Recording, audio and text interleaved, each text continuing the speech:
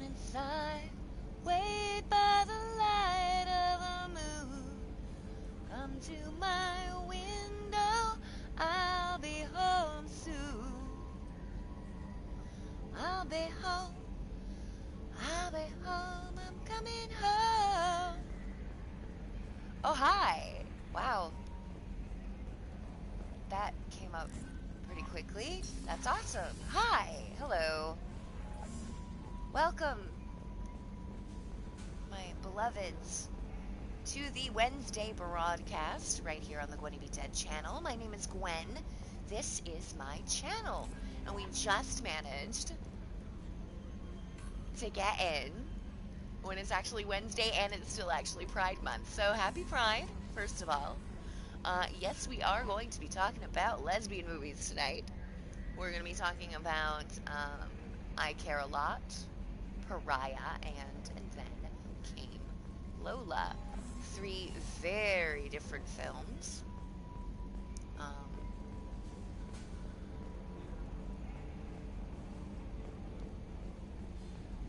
Many of which had interesting tropes, some of which worked and some of which did not. I was unable to prepare for this as well as I wanted to, but we'll just speak extemporaneously. Before I do that, I just need to get this off my chest, you guys. I was run off the road by an 18-wheeler tonight on my way home. I am fine. My car is fine. Everything is fine. But I am enraged because that meth-addled psychopath still has their CDL. Now, Mum says they probably didn't even see me, and thank you, Mum, for being so charitable. Because what happened was I was safely merging onto the highway, and this fucking 18-wheeler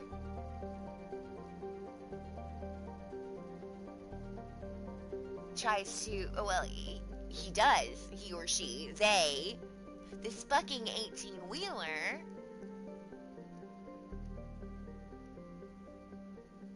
switches to the right lane on top of me. So once I realize what's happening, there was a shoulder there, thank goodness. No barriers, no ditches. There was a shoulder there, a nice wide shoulder.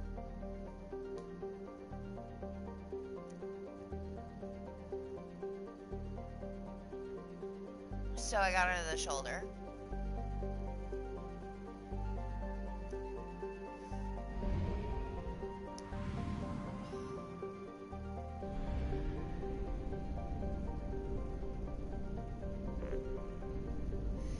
And I lived.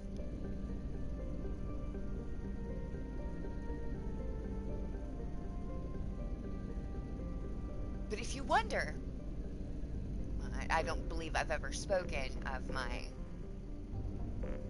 utter and complete disdain for large trucks on the highway. But I got that. And that disdain was proven to not just be me being paranoid, which I always figured it was. I always figured it was just me being paranoid, but they make me nervous, and I hate them being there. And I know they have every right to be there. They have to be there. They're carting stuff from A to B.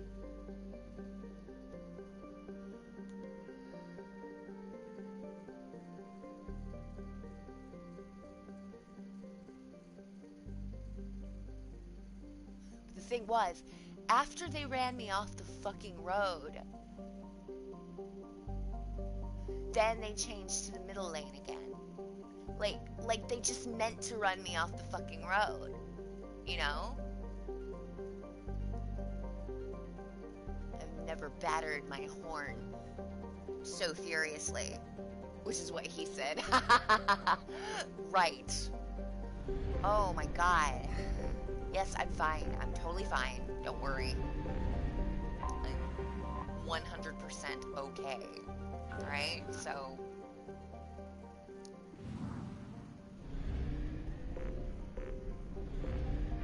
you don't have to worry about me.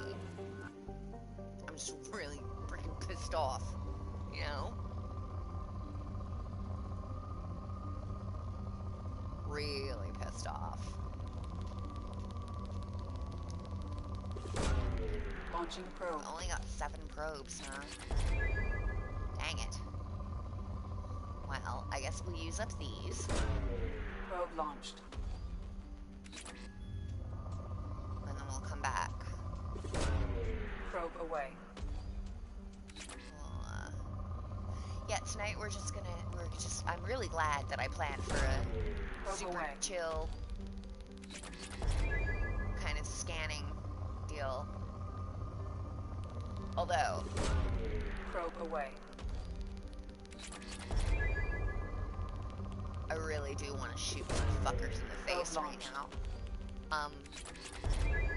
But maybe we'll find an assignment, you know? Maybe we'll find... Probe launched. Ooh, Hard Shields Research Project. Fantastic. Maybe we will find just a beautiful, lovely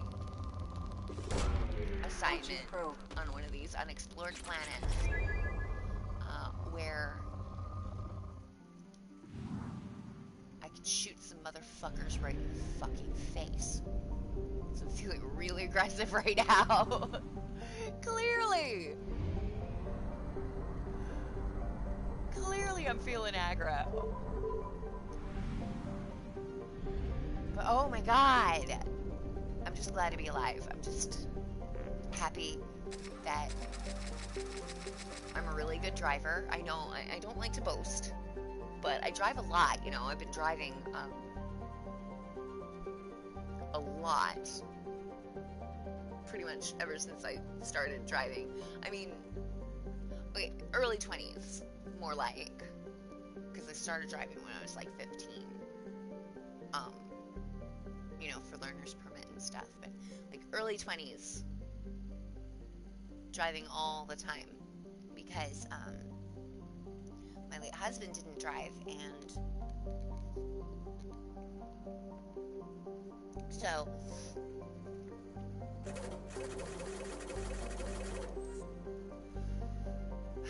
I was always the driver, and we went a lot of places, you know. We really did. We went all over the freaking place.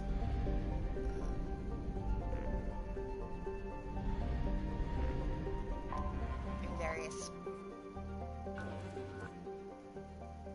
cars and trucks. And I was always the one driving, so, I mean, I have a lot of experience on the highway. Probe away.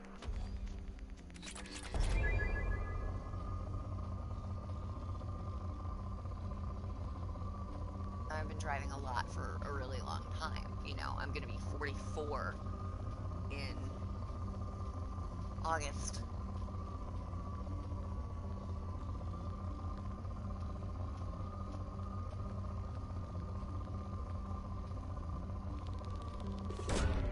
Probe away. And I've just been... Yes! M920 cane research! Yes!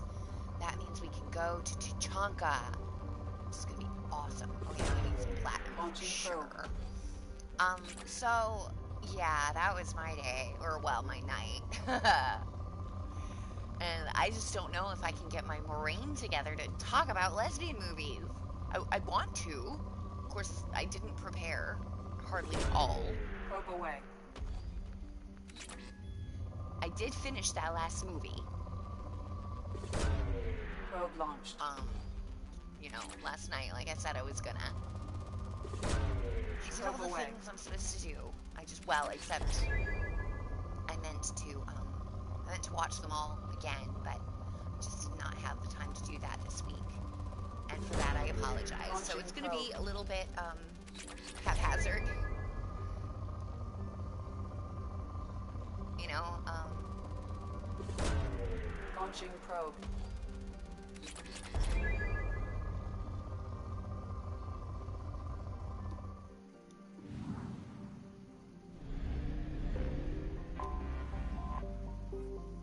yeah, it's gonna be a little bit Probe away. all over the place, I think. Because my mind right now, my brain is Probe all launched. over the place right now. It's really difficult to focus. I wanted to do this for Pride, and we did it for Pride last year. Launching probe. Weirdly enough, that is my most viewed VOD.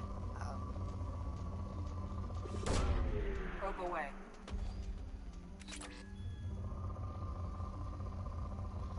Me being really high, playing Prey, and Launching probe.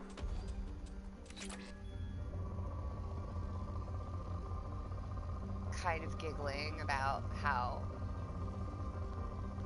tropey some of these damn movies are. Probe launched. And I think, Launching probe. you know, I said this before, but it's a little cool that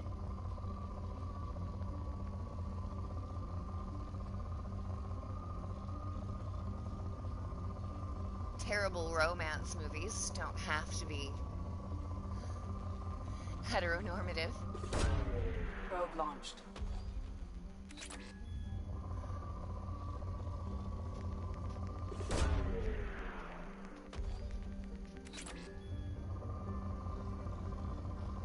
The truth of it is, I actually liked these three movies a great deal Probe away. this time around. I picked ones I thought I'd like, Launching probe. and for Probe the away. most part, I really did. But that doesn't mean there weren't tropey. Probe And I away. think when it comes to tropes in fiction,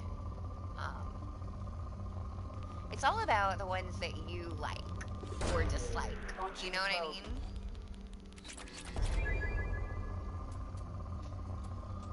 Like the ones that, Probe launched. because I mean, horror movies are ridiculously tropey. But do you like those tropes or don't you? Personally, I do. Probe away. Most of, well, you know, a lot of the horror tropes, but some of them really piss me off because I'm tired of them. And the same holds true with lesbian movies. They have their very own set of tropes, regardless of Probe away. genre. Probe launched.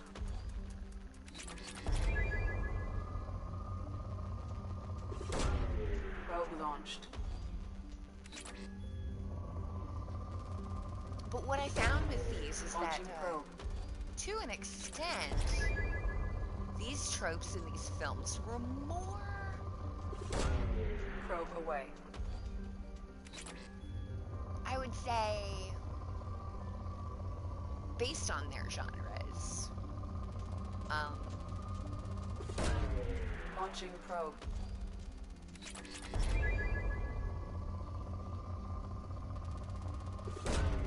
Launching probe. Rather than them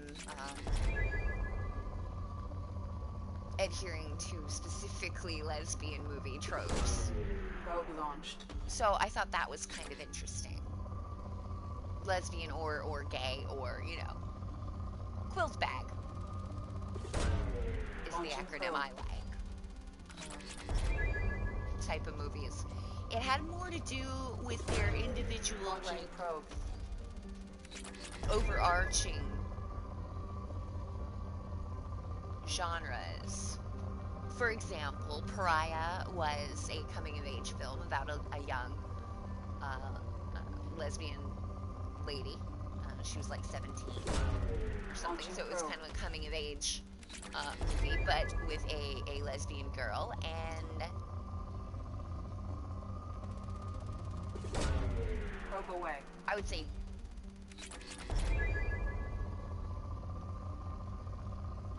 I would say 80 to 90% of the tropiest of the tropes Probe launched. were more coming of age type stuff that you see. Extremely common to the coming of age genre, you know.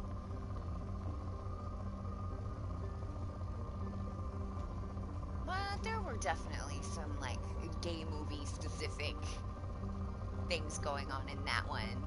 Also, particularly. I've got to say that I Care a Lot was the big outlier here.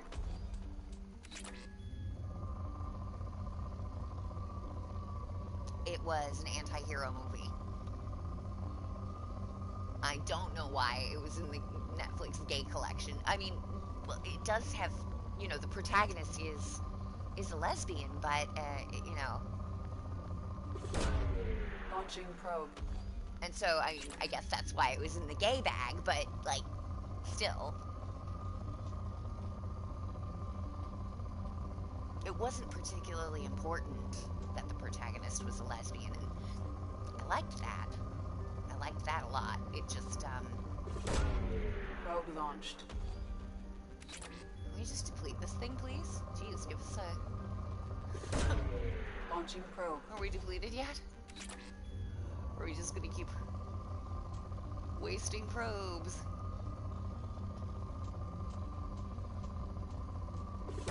Alright, we'll waste this one last probe. Huh? It's fine, it's fine, it's fine.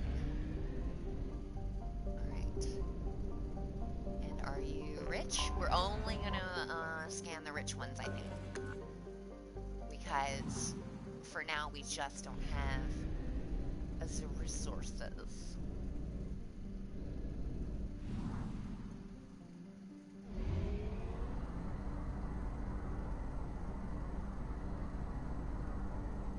So I guess we'll start with I Care a Lot, because that was the first one I watched.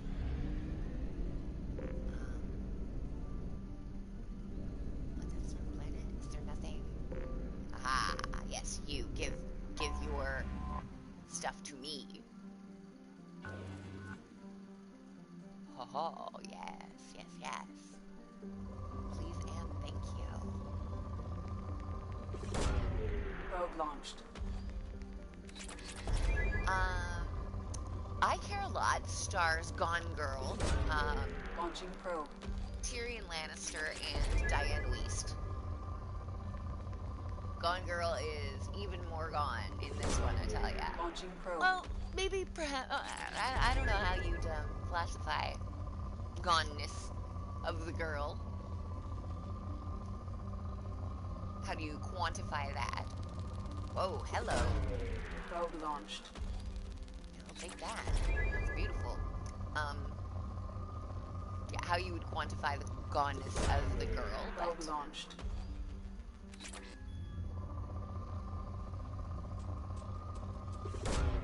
Launching probe. But she's still pretty gone. I'll tell you that much right now. Gone Girl there. Oh, I wish I could. I wish I took notes, but I didn't. She plays a woman who is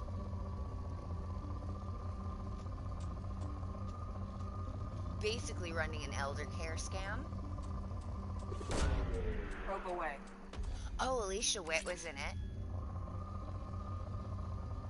Cool to see her.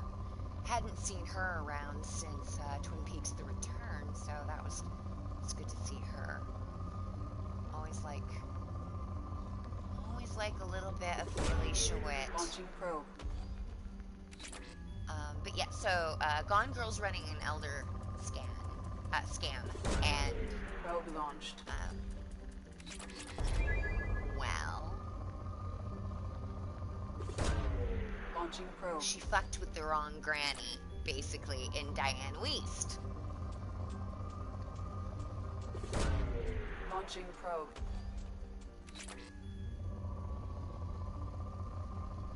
Cause, that lady has connections, Probe away. if you know what I mean. Oh, you don't know because I didn't tell you. Yeah, Russian mob. Probe away. Spoilers, by the way. Happening. Launching probe. Oh, yes. Big ol' iridium Launched. deposit there. And we're down to 4. We've got 2 probes left. Is that worth it? Yes. I need Probe iridium. away. So I will take it. I need everything I can get. Maybe we'll deplete that one here. Launching probe. Volkov.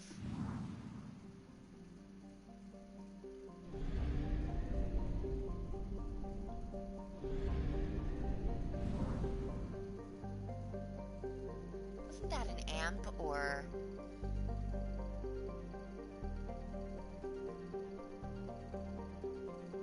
a sniper rifle?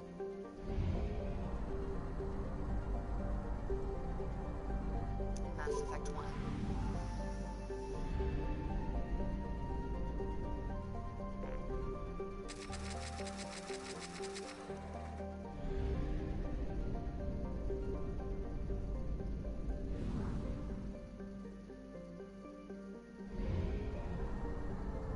So yeah, Peter Dinklage plays Diane Weist's son, and he is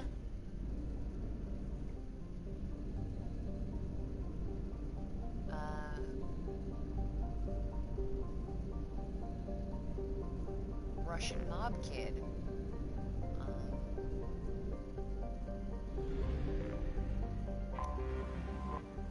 And so basically it's kind of this battle of wits.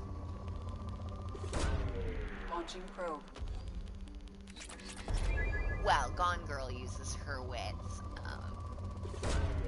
Probe launched. Tyrion, of course, uses... Ooh. Probe away. Scare tactics, primarily.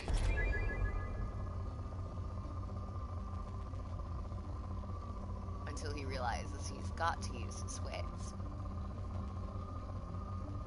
Because Gone Girl's pretty freaking gone. She will not be terrified. It was good.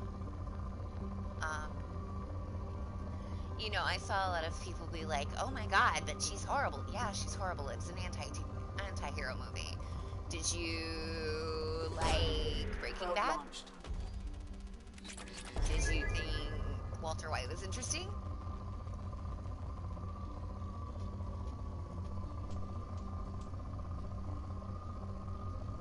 Because, I mean, this chick's basically Walter White in this movie, except for she's not doing, you know, she's not making meth.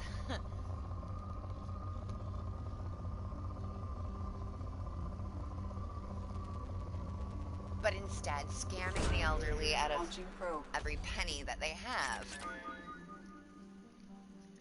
No, you're not supposed to like her or root for her, or any of that stuff.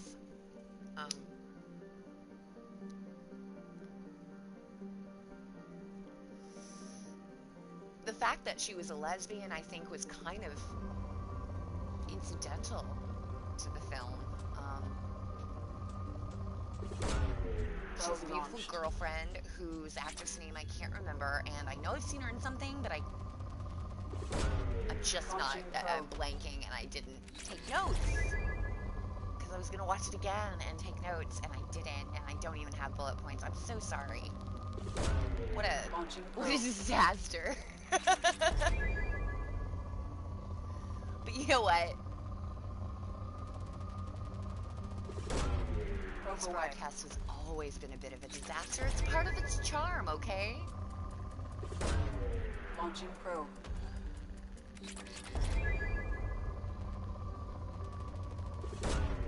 Probe away. Like, aside from the things that, you know, her girlfriend did for the, like, I mean, she was obviously her own character and all of that. But it's just, you know, the gayness of it, it was incidental. And I liked that. I liked that about it. Launching probe. It's often refreshing to me.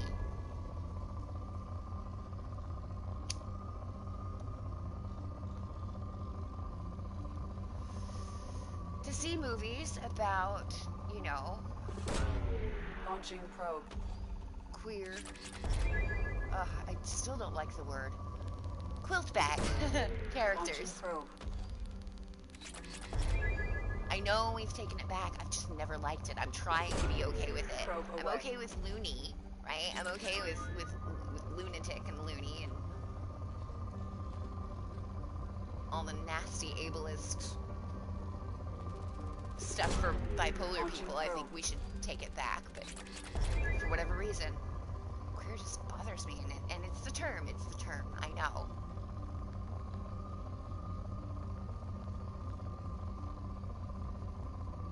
I'm just a little bit old school, and I kind of hate it. Launched.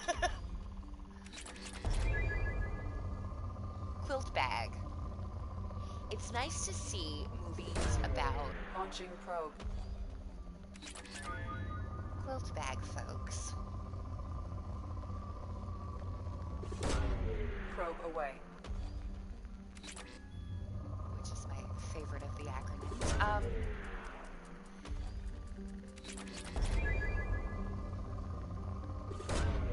Launching probe.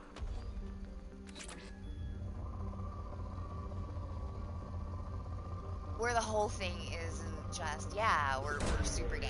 Launching Like, probe. I mean, those are okay too, but like, it's just nice to see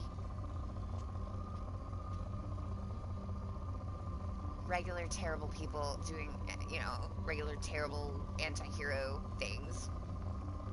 But also they're Probe gay. launched.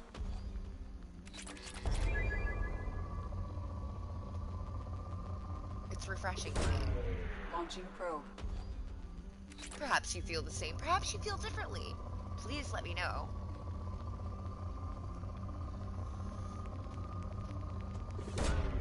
Launching probe.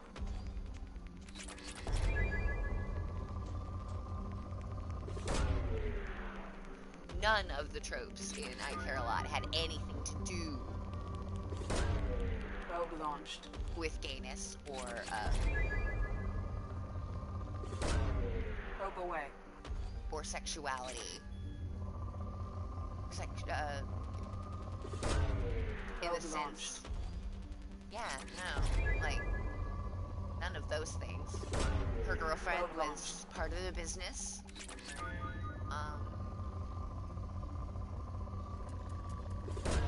They did Probe shitty away. things to Diane Wiest.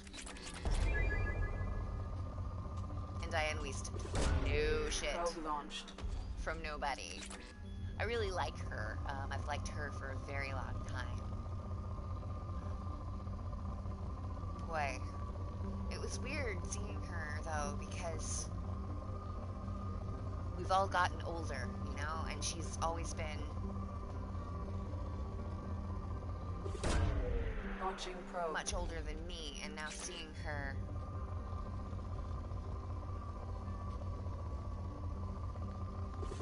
playing this very Probe away. elderly woman, which I suppose she is now. It was strange, but I mean, she's still got that wit and that charm. And I really like Diane Wiest. She was phenomenal in Launching this. probe. Boy, she couldn't remember stuff, but when she did, she was Probe away. chilling. She had a chilling little twinkle in her eye, you know?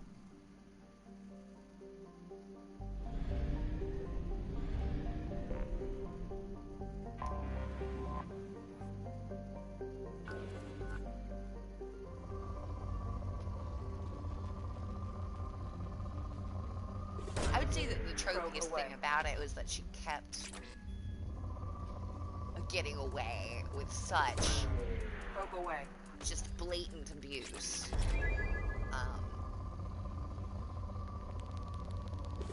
Because she could talk her way into or out of anything. Which, anti-hero, you know. You see that all the time. Probe launched.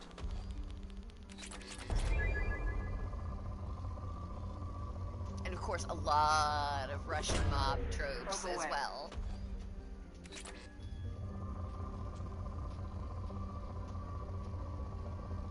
Guy named Igor? Check.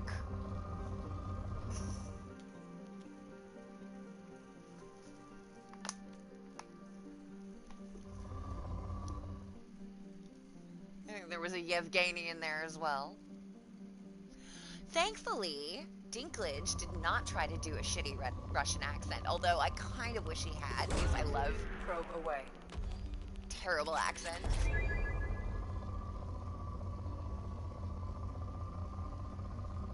But I like a bad accent in a bad movie, you know? Bad accent in a pretty good movie kind of takes you out of the movie a little bit. But the bad Russian accents are just the best because they are so bad. Launching probe. So unbelievably bad.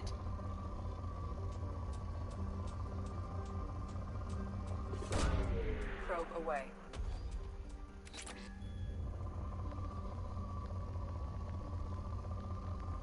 All the time. Always. Probe launched. But Dinklage did not attempt one, and I am proud of him. Because I think he was just supposed to be American anyway, so... Launching probe. For having immigrated here when he was young enough, so Probe away. he would lose any accent that he might have had.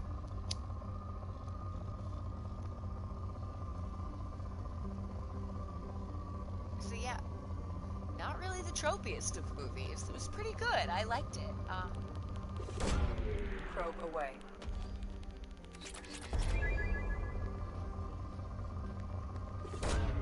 Probe launched.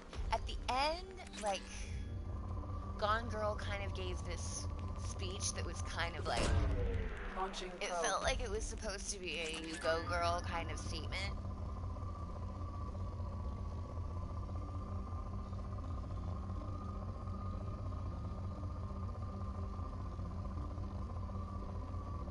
But she was pretty awful, so I'm not sure if that was just her self-righteousness or if the movie was sending a weird mixed message. If, you know, I'm not sure. I think it might have just been her. Probe launched.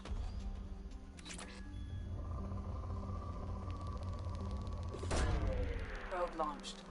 Kind of self-aggrandizing character.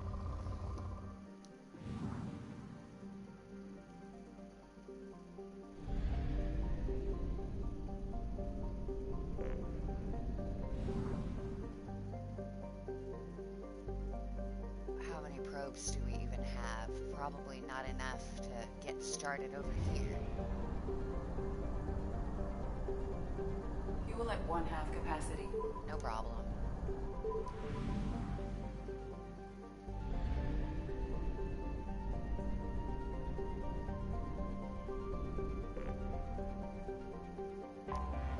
I have detected an anomaly. Oh. Okay, we have 6 probes, and look.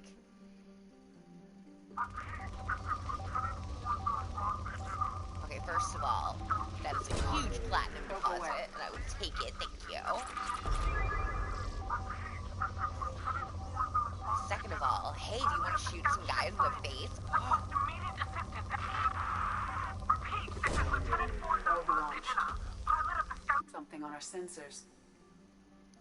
Anomaly detected. Surface scans show evidence of a shipwreck. Meeting Quarian design specifications. Identity of ship unknown. Number of life signs detected in vicinity uncertain. Local wildlife may interfere with accuracy of biological scan. Oh, I remember this. I remember this.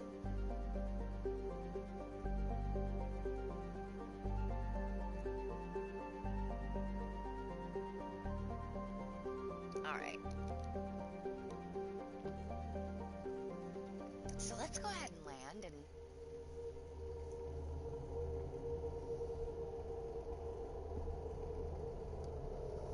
maybe try to save a few lives with our tally.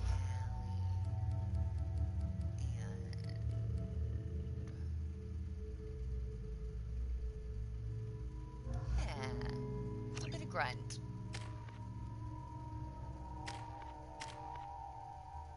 All right.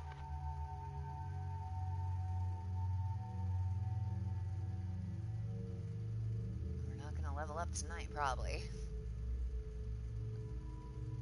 That is just fine.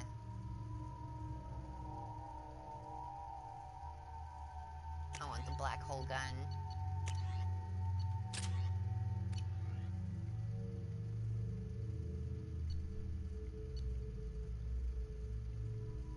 Yeah.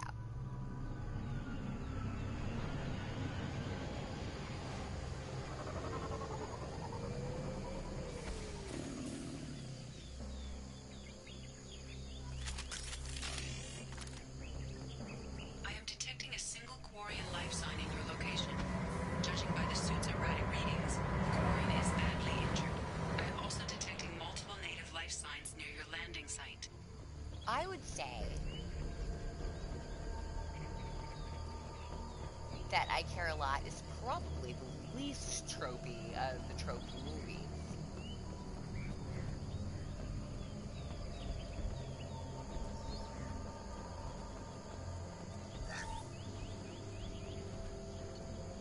What do we got? Commence pilot's record. We managed to escape the guest's notice thanks to some clever work in silencing Cinead's engine.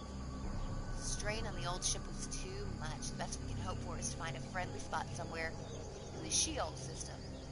Our reports show that that is extremely likely. We were nervous scouting this close to the Perseus Veil, and we were right to be. At this point, I'm afraid we might never see the fleet again. With everything the Cinead has been through, it seems like an ignoble end. The first few hours, the landing was rough, but we managed to salvage from the wreckage the things we need to survive. Unfortunately, Lieutenant Commander Gorlat didn't make it, leaving me the senior officer in charge. We've scouted the landscape and found the planet to be extremely hostile. We don't dare remove our environment suits here. We're all hoping to be rescued before there's any danger of exposure. Missing survivors. I don't know who or what is taking them, but we've now lost more than half the crew who survived the crash. We hope to build a camp here to survive until the Edena found our beacon, but something is hunting us. I have to keep the crew together the best I can. We will send out a search party when the day comes. I will find my crew, and we will do whatever it takes to return to the Edena. Oh my goodness. I remember this. There's palladium. Delightful. So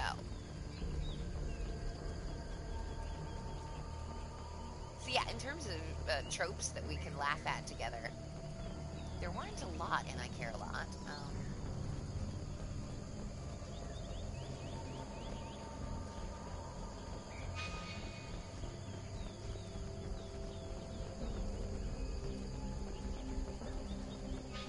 Most of them just having to do, like I said, with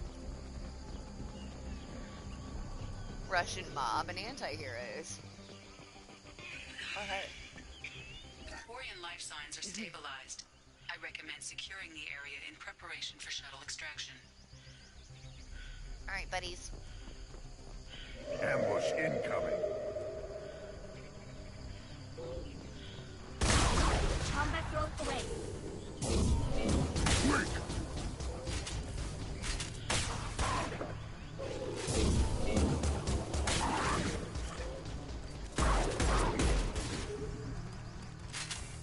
One down. Should have run. Now you're far one more.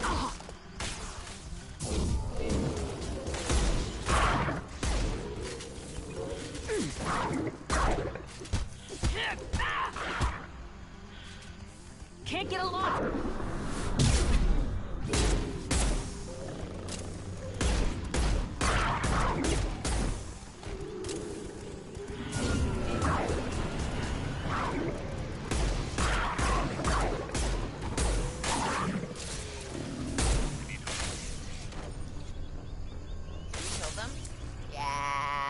killed. Alright.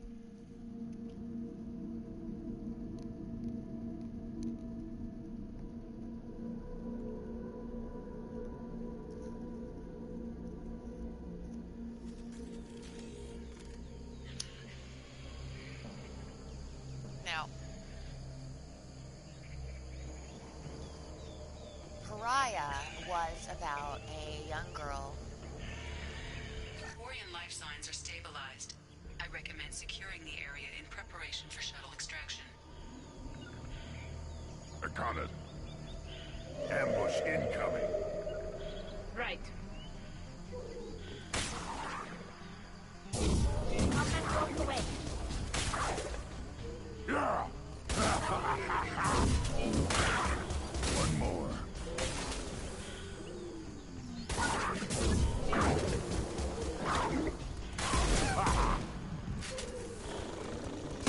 Worthless.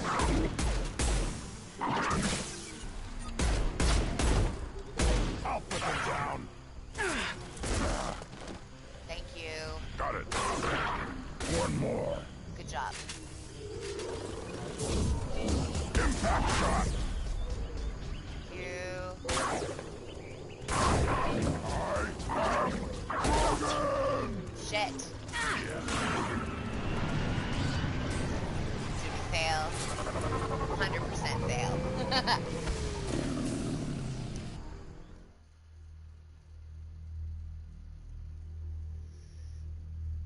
Her parents are religious and strict. I think her dad's a cop. Quarian life signs are stabilized. I recommend securing the area in preparation for shuttle extraction. Right. And Ambush incoming. everybody kind of knows she's gay. They're all in denial.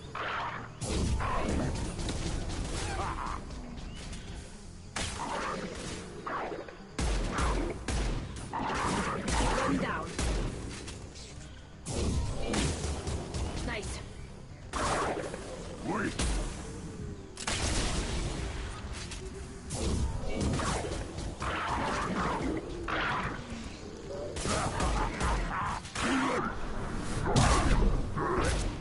One more. Got it. Impact shot.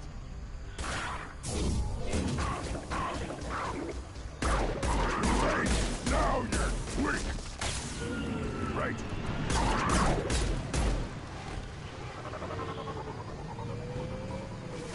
You've been spotted. We need to leave. Go. Go now.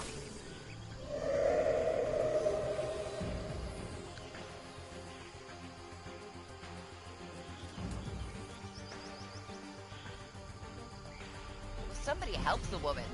Jesus.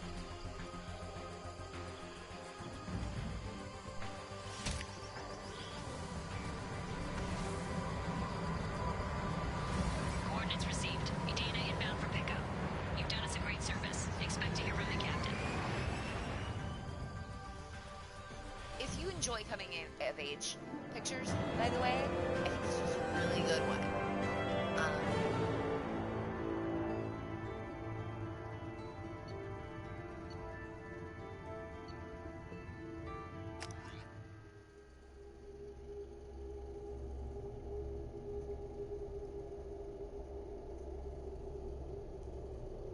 The main family is a black family.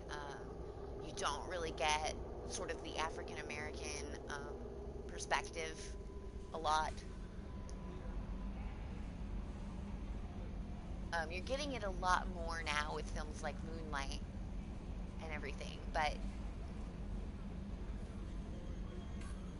it's still rarer than it. More rare or rarer? Which word is that is right? I'm not sure. But it's still more rare than I would like, because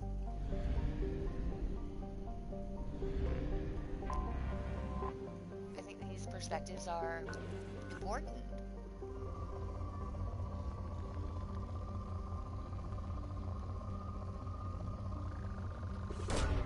Good So to close it there.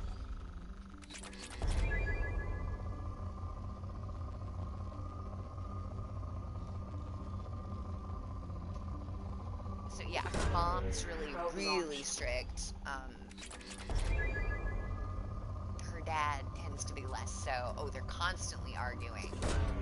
Probe away. The mom and dad.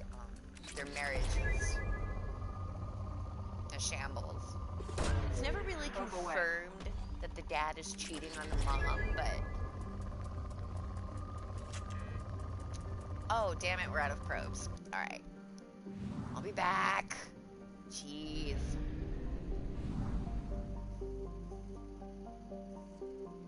I gotta snack some fuel as well whilst we're in there.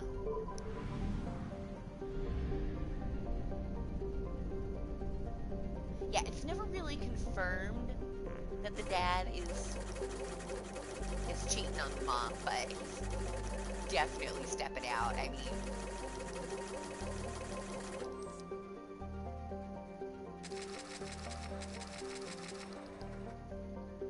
there's just no way that he's not, because he's acting so shady all the time. So I think that's probably a trope.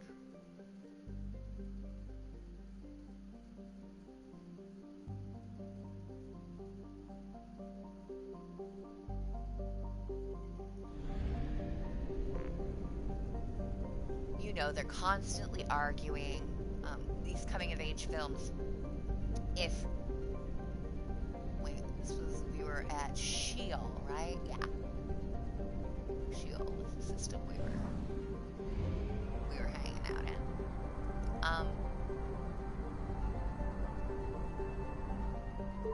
You know, if both the parents are living in together, one is in these coming-of-age movies, one of them's gonna be cheating on the other.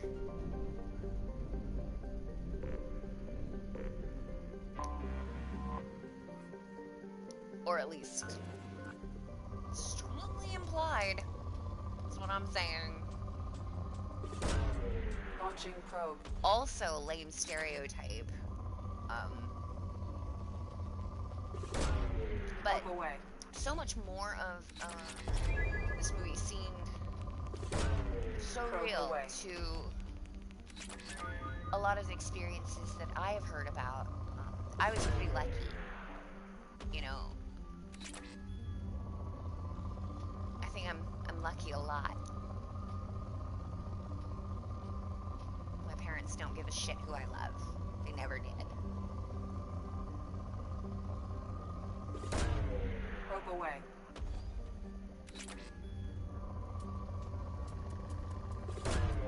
There was never a moment where I was like, Mom,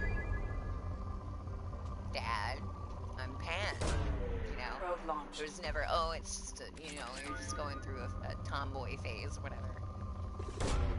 Probe launched. No, I really was a tomboy in a lot of ways, and Probe away. they didn't care. I mean, they didn't care. They just wanted me to do stuff that I loved, and they wanted me to be happy. Probe launched. So I'm extremely lucky. But you know, Launching people probe. who come from religiously conservative families, it's not that simple, is it? Not all the time. Not for everyone. Probe away.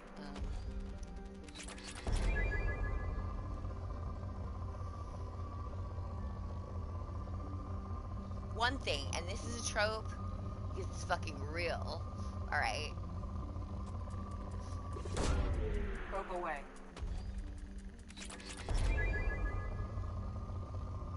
You befriend a really nice girl.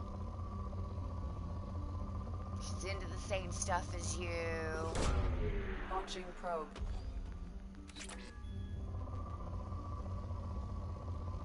And you're thinking, oh, we're friends. Probe And she away. kisses you. And you're like, oh. Probe launched. Wow.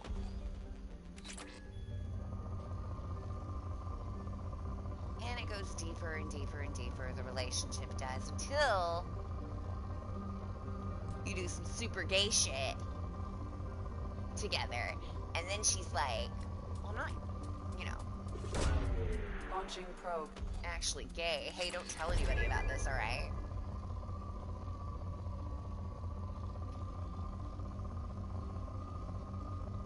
It's a cliche because it's true.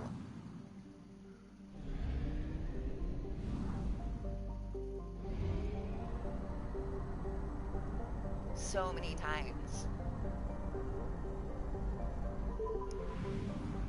The queer girl gets to be the fucking mostly straight girl's experiment.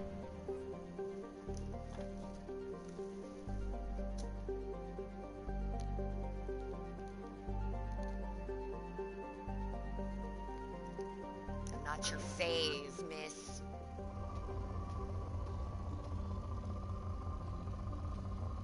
You don't get to grow out a knee.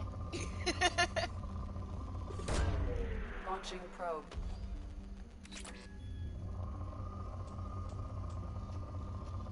I did not know any of Launching the probe. actors in this. The mom and dad looked really familiar. Again, I looked Probe nothing launched. up.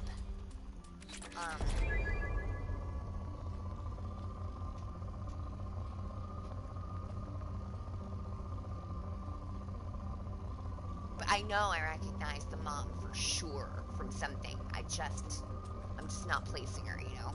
And I didn't look her up. Probe launched.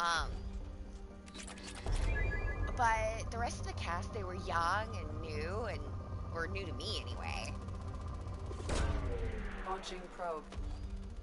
And they were solid, I gotta tell you. Probe launched.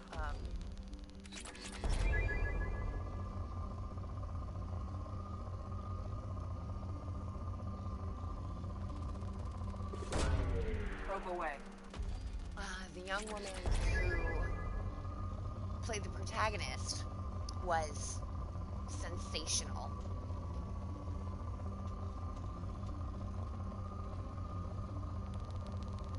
And I hope to see her in a Away. lot of other stuff, because she's a real talent. And I felt every moment of her struggles, you know. She Launching had a probe.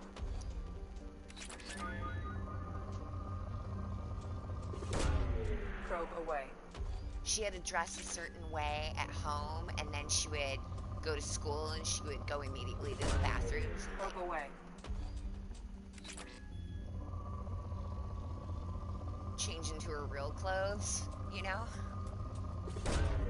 Probe launched. And I've known a lot of girls doing that. Not just because they're gay, either. It's, you know, maybe they're not gay, but Probe away. their parents are conservative and want them, you know, force them to dress a certain way, and that's not how they feel comfortable, so they Launching probe. put their real clothes in a backpack, and they would go change in the bathroom, you know? It happens to a lot of girls of varying sexualities. Probe launched. So there was a lot of stuff that really, like, they're kind of a little cliched, but that's because they're true kind of deal. Like, and Probe away. if it had been poorly written or poorly acted, it would have been like, oh, this old standard again, but Launching probe. because the actors were so able to sell these things as the real situations that they are, you know? I just feel Probe away. like probably the people who made the film had some experience in these areas, you know? Because it felt real. It felt real.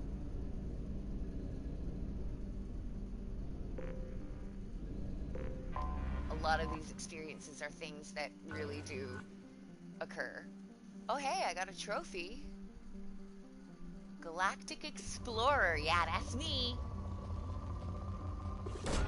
Exploring galaxies, baby. In your pants. Launching probe. Happy late Pride! So yeah, Pariah, I definitely recommend it. Probe away. I think it was my favorite of the 3 movies. Just because it really rang true.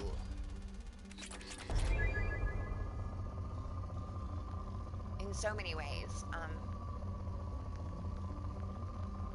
Like, again, I did not grow up with a conservative family. Launching probe.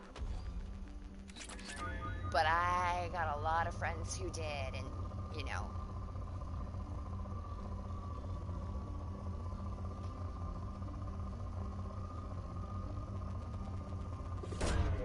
Probe away.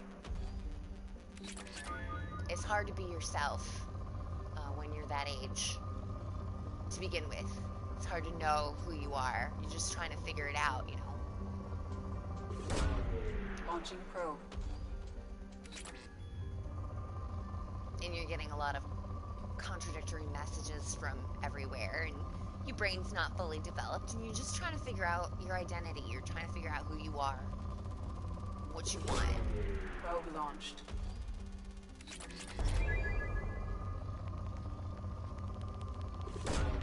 Probe launched.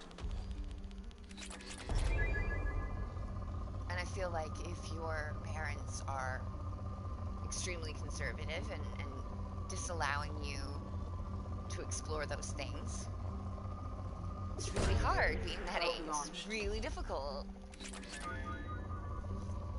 I saw some of my friends go through some real shit, just trying to hide their true selves from their families, and it makes me sad.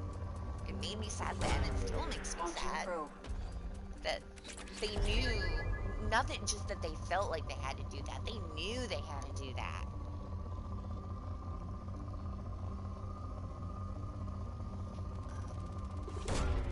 Probe launched. Yeah, so like you could probably predict nearly every beat of Pariah based on previous films in the genre, in both of the genres, coming of age and coming of age gay movie. You could have predicted every beat. Launching probe. But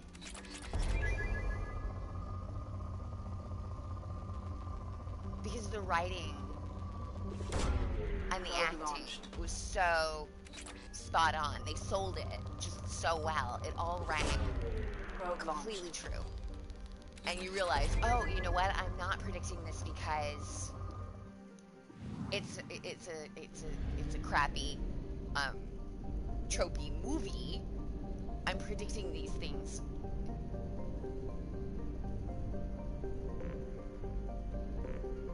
because they ring so very true.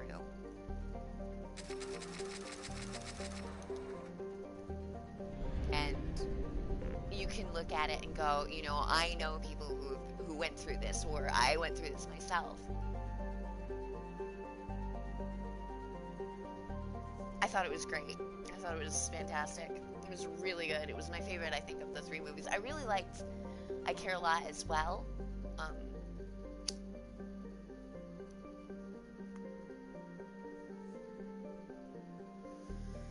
Because I loved seeing Granny Diane Wiest just own Gone Girl at every possible chance she would get. That just gave me a happy. Oh, where shall we go next? Well, right next door is,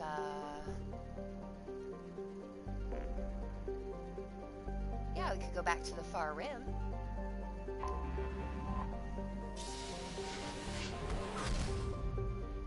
before we extend any more fuel and or... Oh, is there even a fuel depot here? Negative, but we don't have any other... Oh, wait, no, we do. We do. There's no fuel depot here, though. That's a little irritating.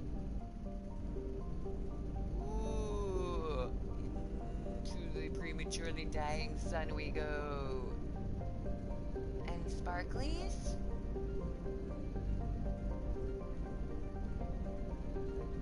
Sparklies? Okay, so there's no depot here.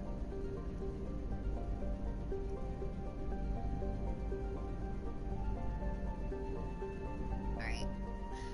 Well. Let's just see what we have. Gotha. Alright, we're up on probes, so that's good.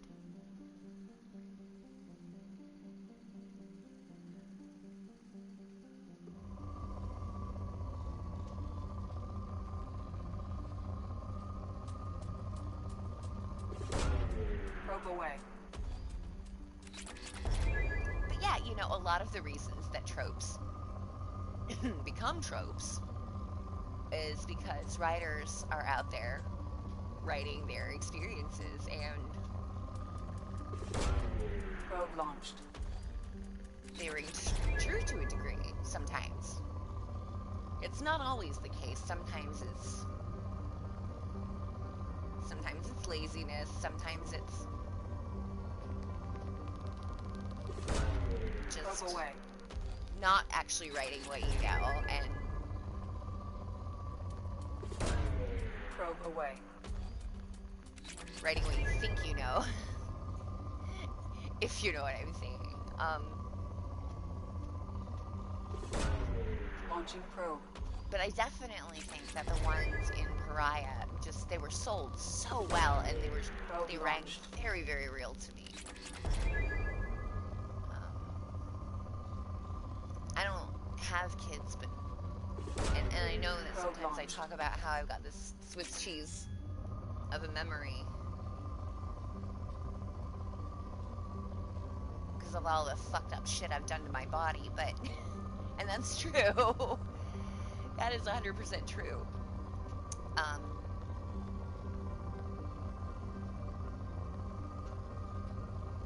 But then you see something like this and you're like, oh yeah, I remember when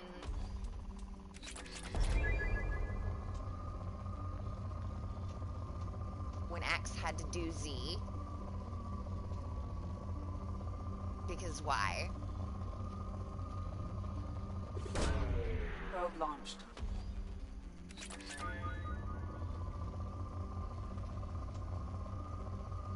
And some stuff you just never forget.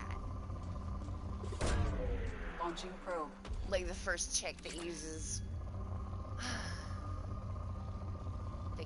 you Launching probe. for her experimental phase. And every subsequent Probe chick away. thereafter.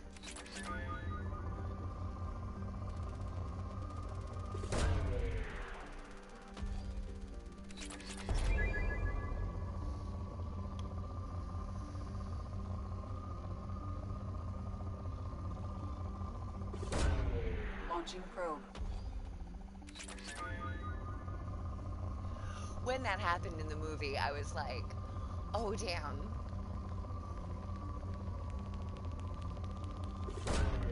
Launching probe. Because,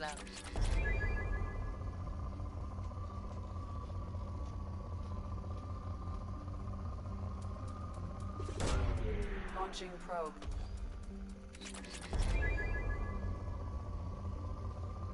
I was like, were you there?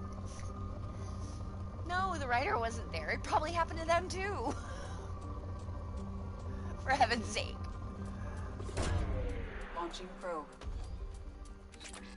They weren't there for mine, but they were certainly there for their own situation. Probe launched.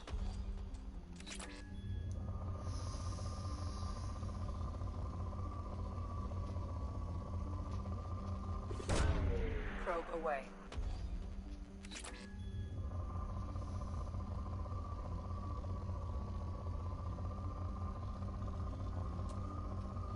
Now here's the thing, I don't actually Probe launched. enjoy coming of age movies that much most of the time.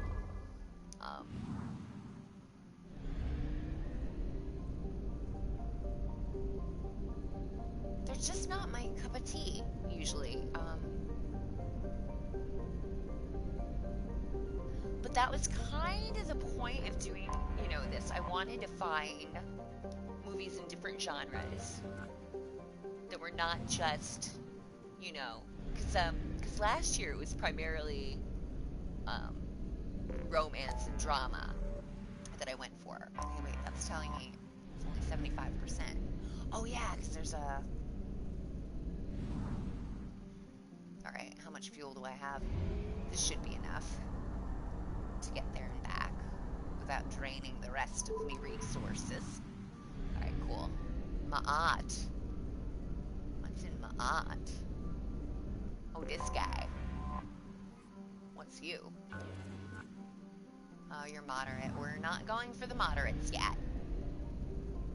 Until we absolutely, desperately need to. So, that was a little bit of a waste of fuel, but... We have used half our fuel. We're fine. Actually, I think a good thing to do right now... Commander, you've received a new message at your private terminal. Good thing to do would be to go check out some of the research we can get with all the sweet resources we just got.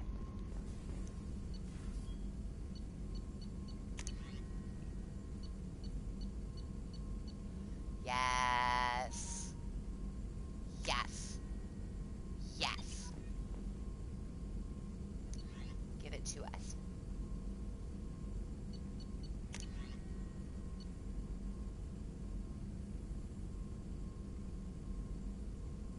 Speed up the planet scanning process. Okay, that's dermal regeneration. We don't need that just yet. Let's concern ourselves.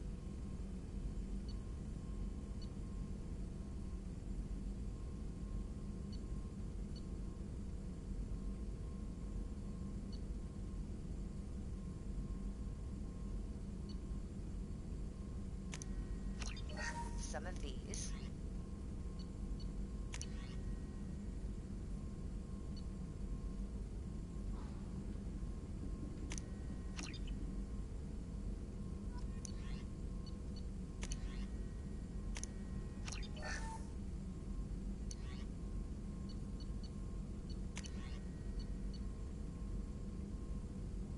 Oh yeah, we're good.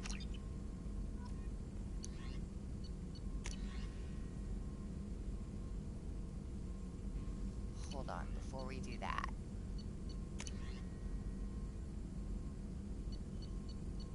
Don't need any of that stuff.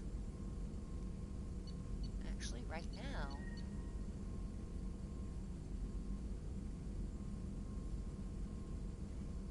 we're gonna wait on advanced training because if I'm going to do it, I'm gonna want Reeve, and I can't get Reeve until we do Samara's loyalty mission. So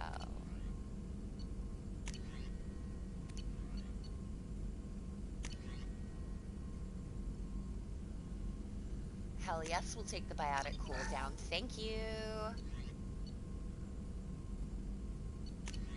And the attack cooldown. Thank you.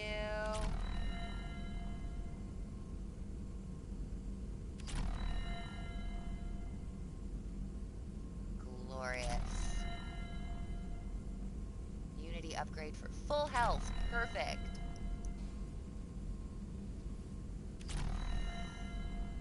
We got so much stuff. I don't think we've even used up all the resources we just acquired. We got the cane, baby. Oh, I can't wait. Tachanka, here we come.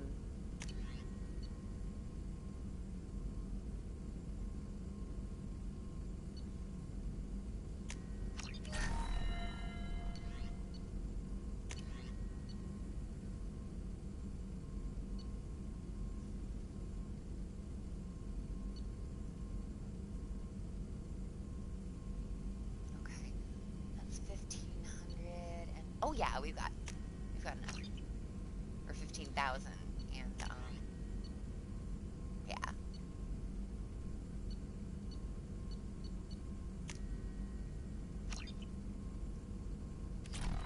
All right.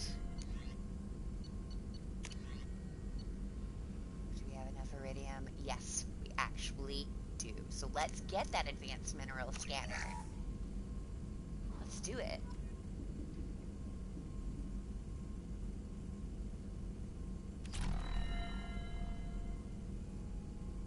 Awesome.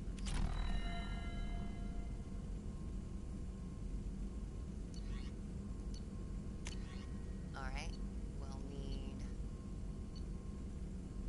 need to research more upgrades, or find more upgrades for these.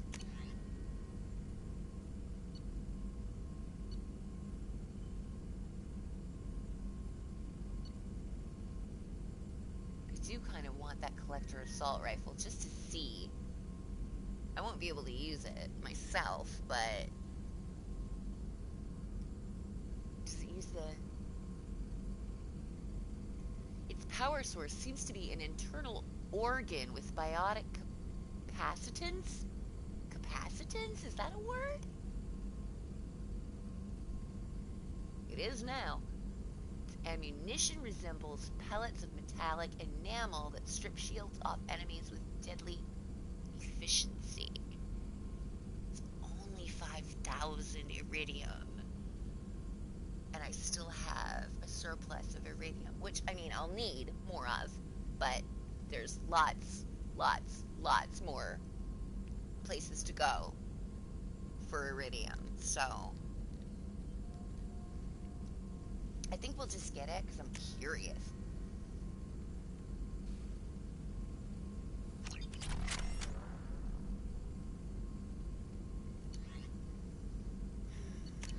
Right.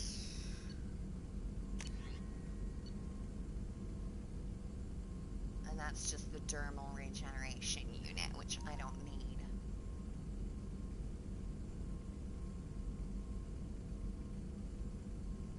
No, I need to save all of the platinum that I can possibly save. And that thing's 50,000. And we've got 53,000 in platinum right now, you guys. That's really good. Is my cat alive? Yeah, she's totally alive. She does this sprawly thing. She like sprawls out. So cute. Right now she's got her paw over her face. It's just adorable. Yeah, I'm talking about you. Did you notice? Anyway, I guess I'm a crazy cat lady now. Can you be a crazy cat lady if you only have one cat? I think you can. I think it's in the attitude. Like, I don't want 1,000,000 cats, though. I couldn't handle 1,000,000 cats. I could handle 1,000,000 dogs, probably. Probably. Although I might be building myself up a little more than I should. Now, the Collector Titan armor in Mass Effect 3, I believe goes piece by piece, but this is a full skin. And I do not wish to give up my eyepiece, which rocks headshot damage, so we're just not going to get it this go around.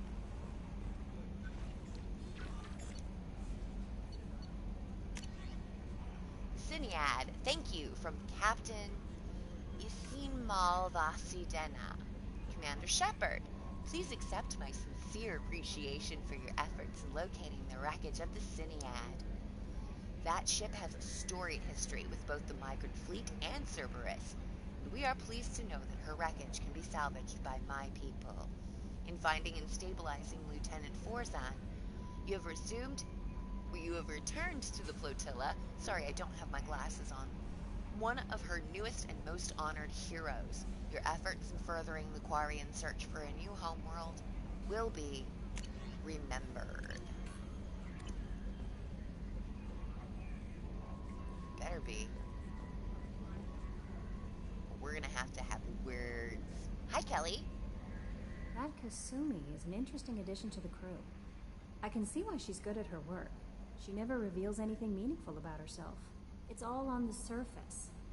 It'll be a challenge getting to know who she really is. Anyway, what's up? Is there anything I should know? Nothing right now. All Anything right. else, Commander? See you That'll be all. then. See ya. I'll be here if you need anything. Yeah, I don't need anything. Just wanna chat. Just wanna chat. You know. Nobody else is gonna want to chat with me at this point. Oh hey, did we?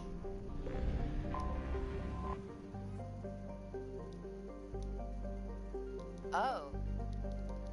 No scanning Haystrom, is it? Alright. You sure? Yeah, you're 100% sure. Okay. Alright, fine. Fuck you then.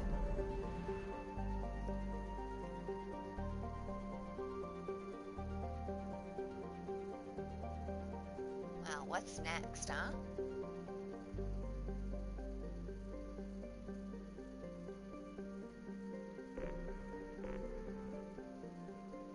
I kind of like going around this outer rim area like this. Ooh, Shrike Abyssal. There's a lot of helping people we could do.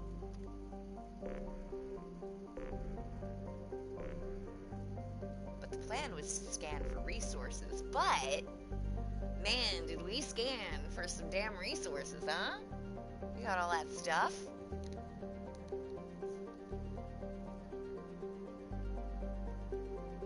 We could actually head on and do some loyalty missions as well.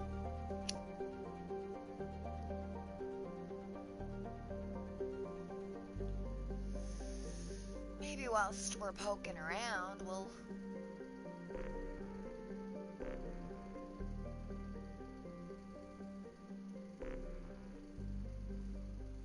find more assignments. Oh, yeah, that's Arrival. We're not doing that for a while.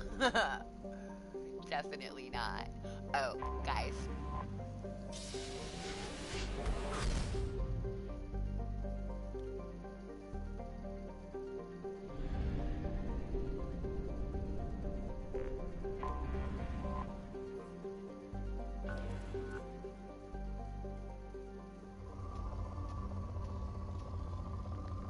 Really? It's depleted? 'Cause that's some iridium there. Really, Commander? We probed Uranus! We really did, Edie. Really? Totally worth it. Totally worth it.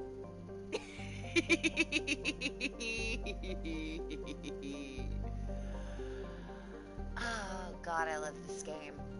Except for the fact that you know... Okay, if you're a femshap, the only way to have a lesbian relationship in Mass Effect 2 is to have romanced Liara in Mass Effect 1 and carry that relationship over through this game.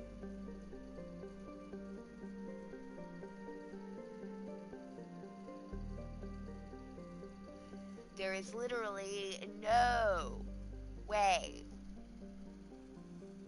for a gay dude, for a gay bro-shep, to have any kind of relationship, romantic-wise, with anyone. And of course, this was the time, and Mass Effect 3 definitely changed that.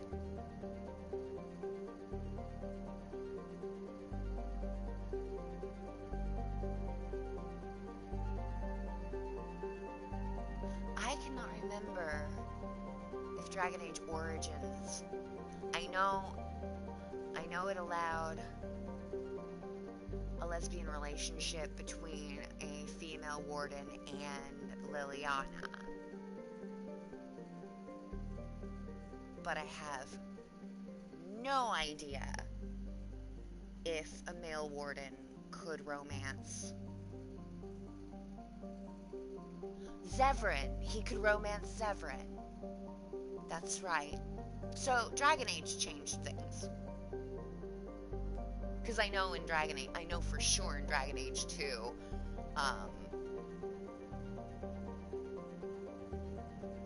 if you're a lady, you can romance Isabella, you can romance Meryl. If you're a lesbian, I mean, and if you're a gay guy, you can romance Fenris. And, why have I forgotten his name all of a sudden? He blew up the thing. Anders. Fucking Anders.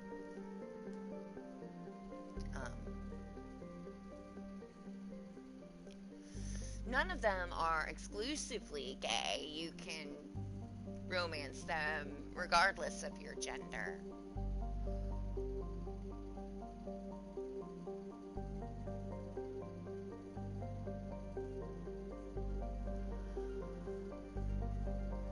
And of course in the Inquisition,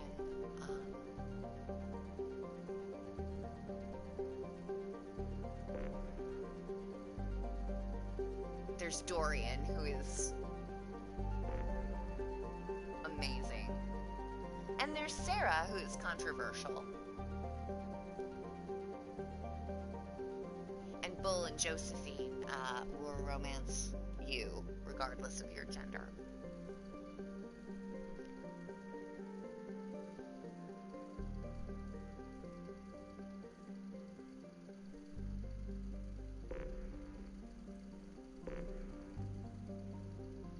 Where to next?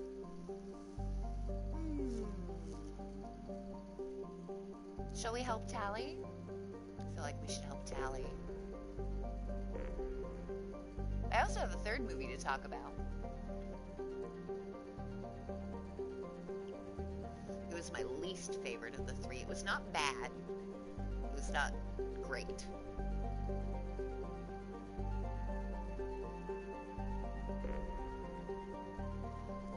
Let's scan.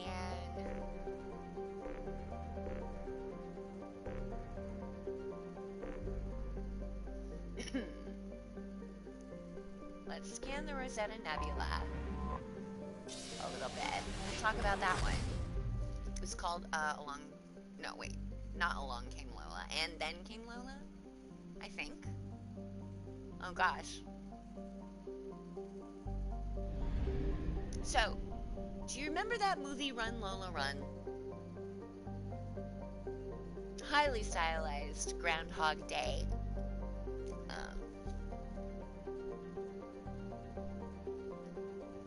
Type scenario.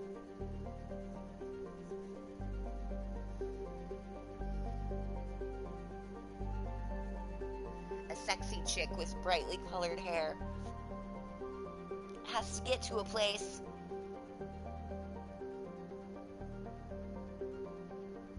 before everything turns to disaster. But it keeps going disastrous.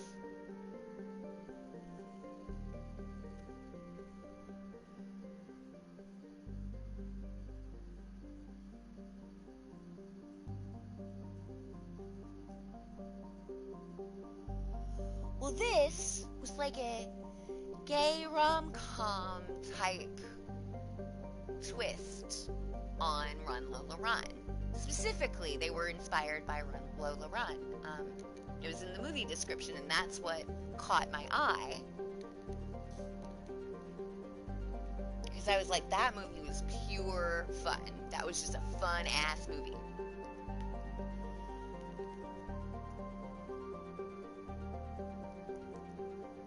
I really love the Groundhog Day scenario. It's one of my favorite tropes. Love it.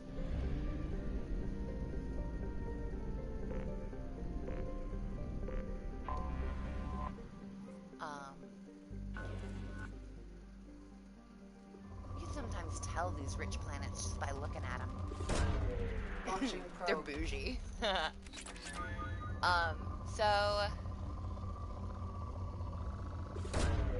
Probe launched. Element 0, yes. So basically, it's a lesbian romantic comedy with a Run Lola Run premise, and I thought, wow, that sounds tolerable, and it was, my friends. It was Launching probe. just tolerable, and I'll tell you why. Probe away. First of all, I'm going to say, very low budge. And they did not always make the best of their budge. Some of the filming was very flat. There were animation sequences that I think they looked 2D, or they looked hand-drawn. So I'm not going to go too hard on those, because they certainly looked like they were hand-drawn. I have no idea if they were or not. Launching probe. Not the greatest, but they were definitely styled as if they were hand-drawn, and if they were indeed, then I can't go hard on it, because nobody's doing that type of work these days, and it's really difficult.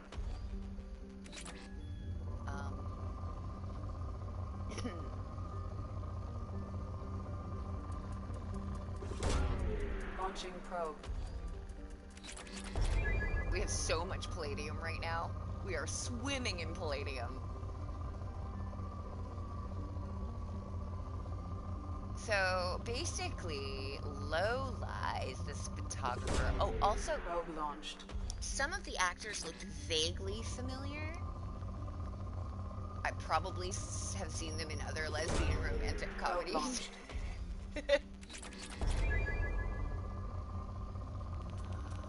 But again, I did not look any of this up, so I'm just doing this totally from memory. Probe away. So Lola's like Launching probe.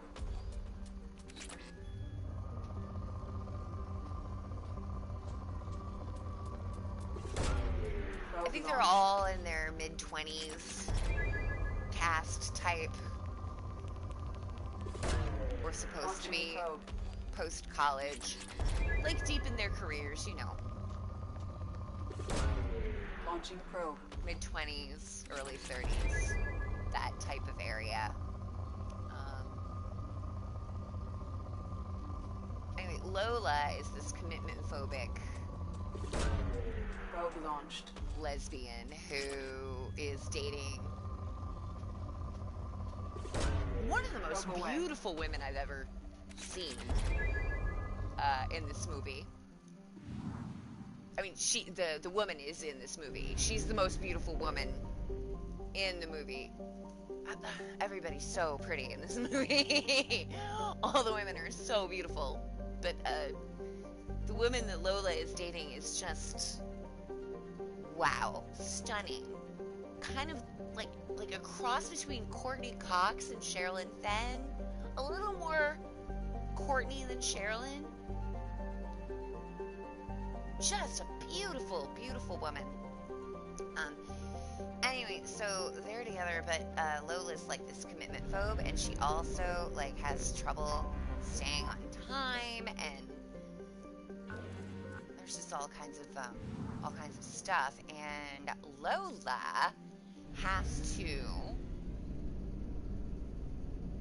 help her girlfriend. I am unsure what her girlfriend is doing. Hold on.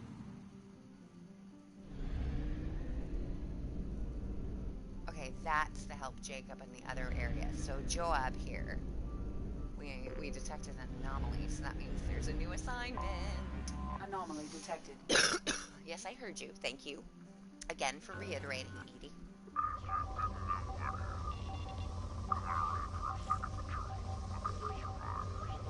Big deposit of anything going on.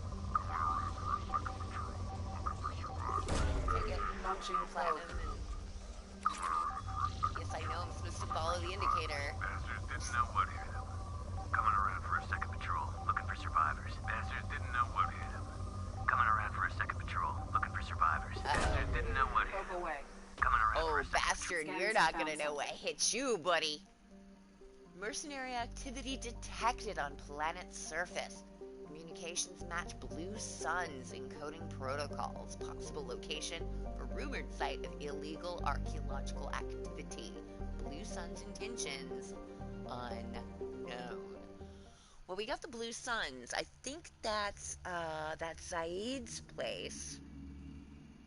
I think that's who he used to be, wasn't it?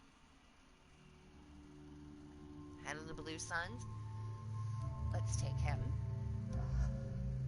Let's take old grandpa here.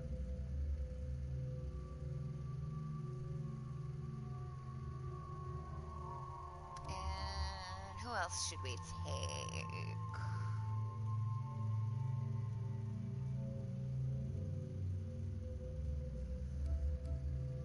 We'll take old Thane. We'll take Thane's ass.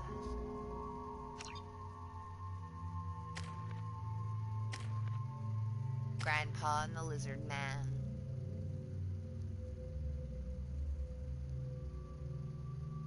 Alright, gentlemens.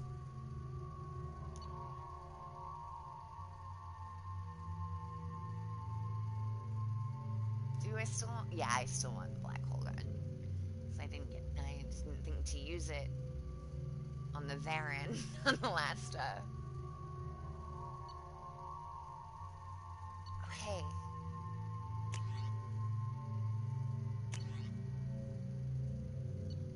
You want to try that collector assault rifle? See how that does? Let's just see. Let's see. 'Cause I don't think I'm allowed an assault rifle. I'm not. I'm not.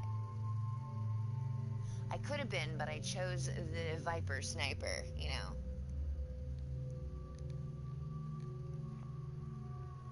Because even though as a Vanguard, I'm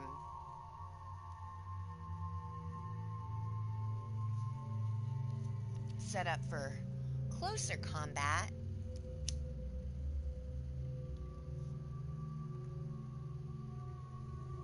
it's good to have options, you know?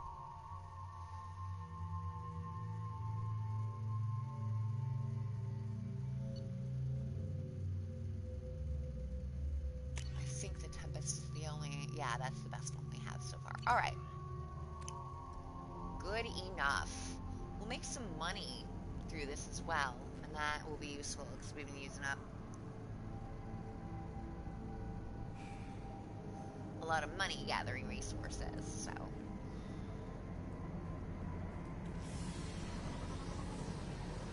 So Zaid, let me know what you think of that rifle.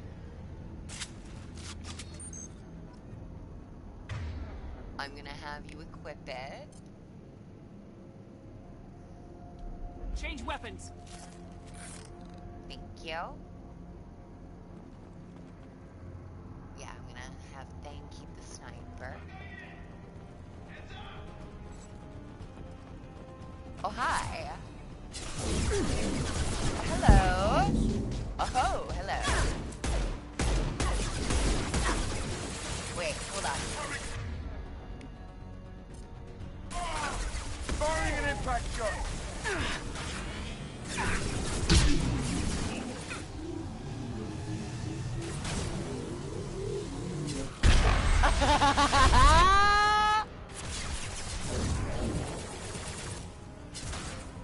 Scored a hit. Thanks, gorgeous.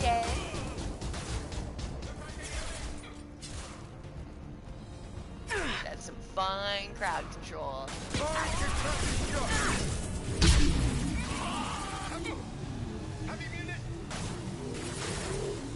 Oh, pretty. Oh, good. Good dodge there, Thane. That was sexy. You have timing.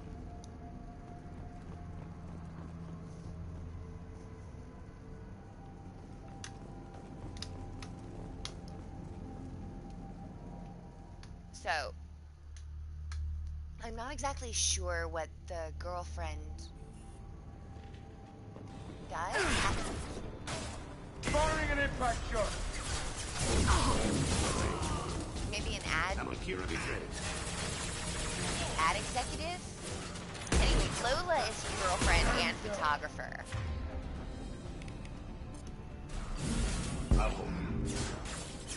We never see Lola's pictures.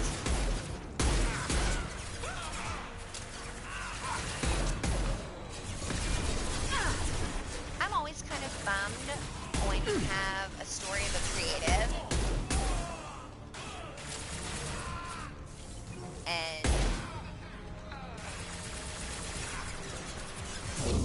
you never get to see any of their work. Like in Pariah, the protagonist was... What was her name? Lee. Alike. Anyway, she was a writer. Firing concussive shot.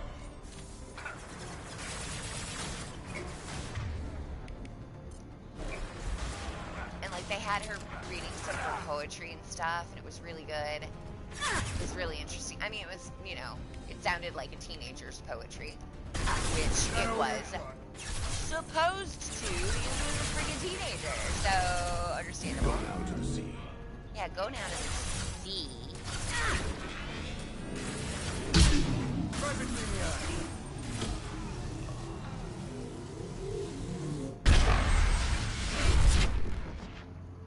Oh, that is the best heavy weapon ever. I love it so deeply.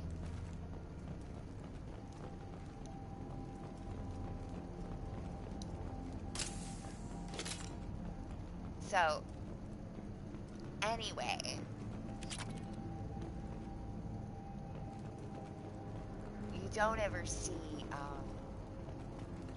Lola's photographs.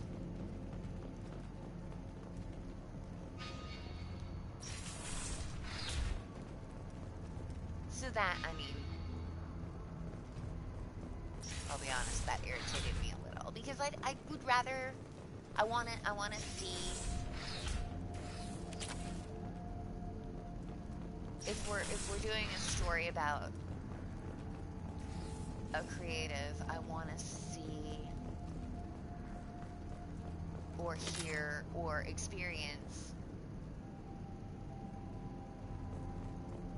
the kind of work that they're doing. You know what I mean? It's just one of those things that kind of gets on my nerves if you don't show it. Outgoing message. Request for aid. Commander Santiago. Oh, hey. That's the guy Zaid's going after. Commander Santiago, hope you are doing well. We require your services once again in the transport of ourselves, our equipment, hello sunshine, and our recovered artifacts. I have dispatched our representative to meet with you regarding the details of the transaction. Given the sensitive nature of our cargo, we expect discretion in this matter. Dr. Farron, Chief Researcher, ExoGenny Special Projects. Oh, ExoGenny. Back at it again. Incoming message. Let's make a deal. Dr. Farron, of course you can count on us to offer you escort and transportation. We have sent men and ships your way in good faith.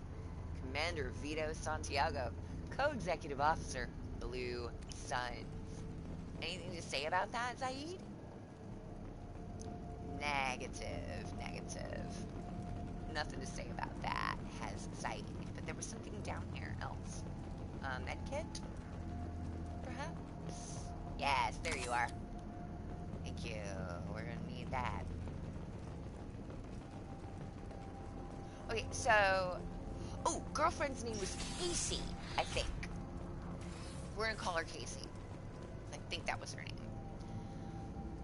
So, Casey has an appointment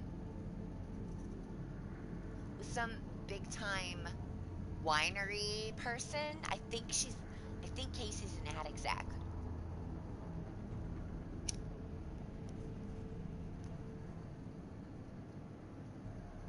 So she's got this appointment with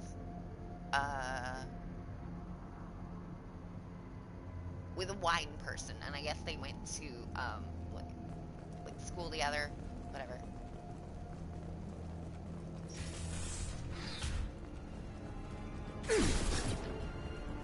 Anyway, her name is Danny, and there's a big hullabaloo on account of, oh no, Danny's a lady.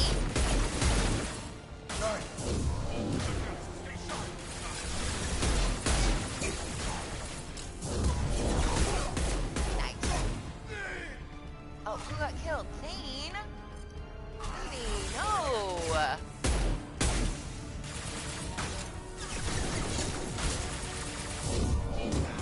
Take you some goddamn cover. If you can. I guess you couldn't. I mean, you could have moved forward. I could have instructed you to move forward.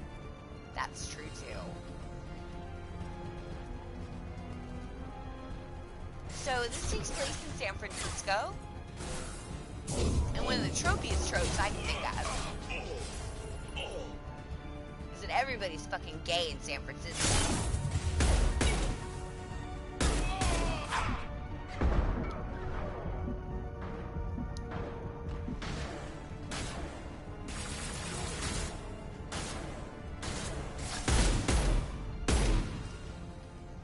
Literally every single character in this movie, major, minor, extras, yay, pretty amusing, because that is one of the tropiest tropes I can think of about San Francisco, one of the goofiest things.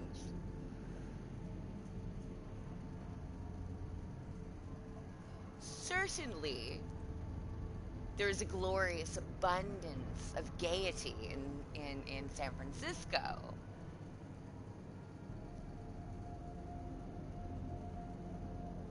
I'm sure my lovely Rhiannon can confirm this, however. Not every single human being in San Francisco is as gay as the day is long. You know what I mean?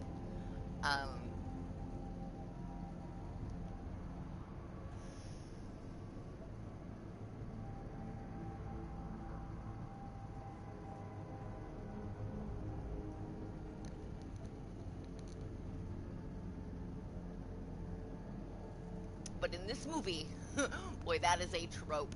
And it's funny, and it's played for laughs, I think. Lieutenant Locke, once the artifact is secured and in transit, your orders are to take your men and rendezvous with Captain Voorhis aboard the MSV Strontium. Oh. Strontium Mule in the... Jesus, I should put my glasses on. Aaron Larkin system in the Omega Nebula. This is Voorhis with the Capture if needed. Commander Santiago. Just don't feel like wearing my glasses right now. I definitely need to get new glasses with a little bit of the money that I have now that I have like a semi-regular gig going. I've been thinking about that a lot.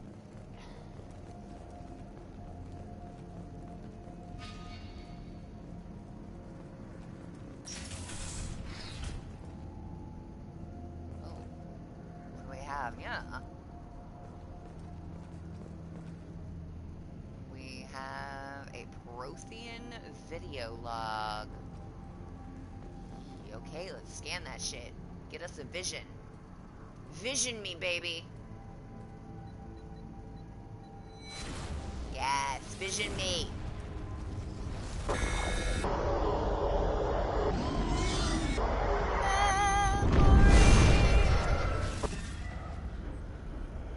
Of Prothean genocide.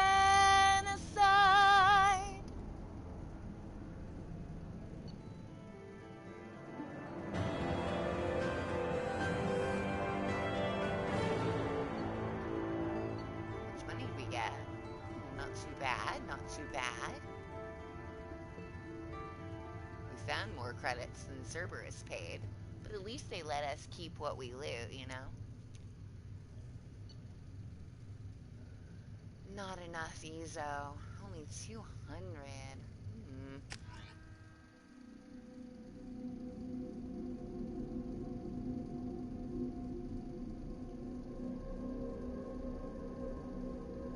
So basically, first act.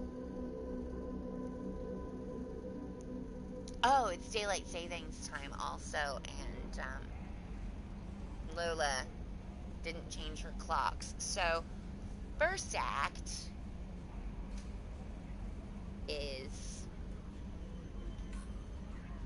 Casey waking up Lola and Lola, so Casey couldn't get the photographs from the print shop, so Lola's got to pick them up and get them to the bar by like 6 o'clock p.m.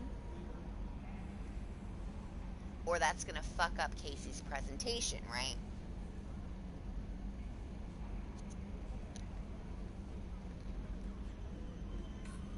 Also, it seems like Lola's dated every single woman in San Francisco, or if she hasn't dated every single woman in San Francisco, she hadn't dated the meter maid yet. That's true. There was a meter maid. I liked the meter maid. She was one of my favorite characters. She was fun. Anyway, first act was the whole thing going south, and Casey leaving with the wine lady.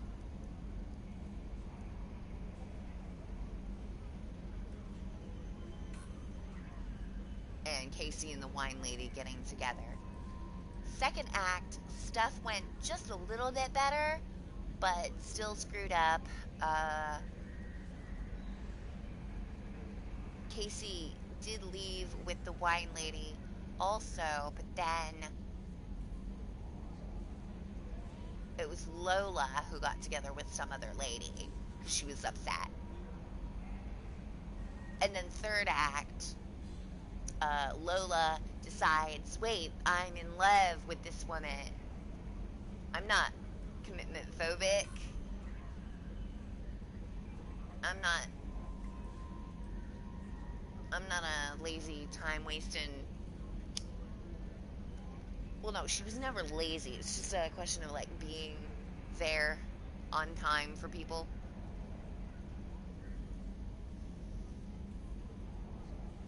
So, yeah, third act is success. Kind of like Run, Lola, Run. And there were animation sequences, and it was pretty cool. I mean, it was really low budge. Really sadly low budge. I wish a lot of things were better about that movie because it was not bad at all. The actors were charming. Some of it actually made me laugh because some of it was actually funny.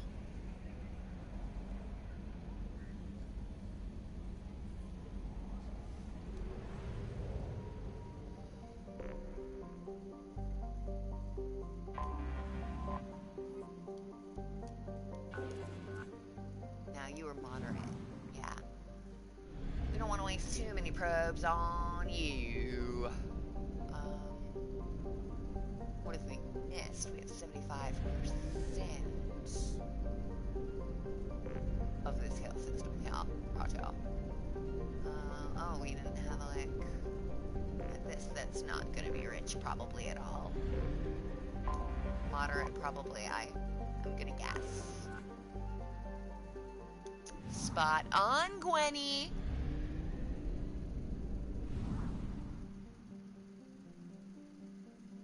How are we doing on fuel? Oh, bad. We're doing bad on fuel. Right. Fuel it is.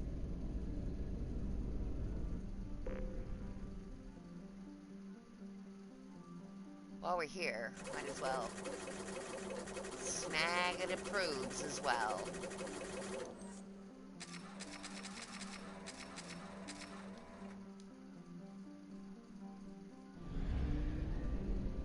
Alright. Let's head out to Phi Cleo.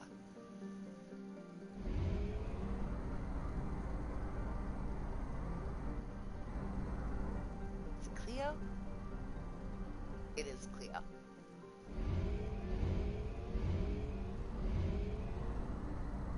Where'd I end up? Where am I? Oh shit. I overshot my mark. Whoopsie!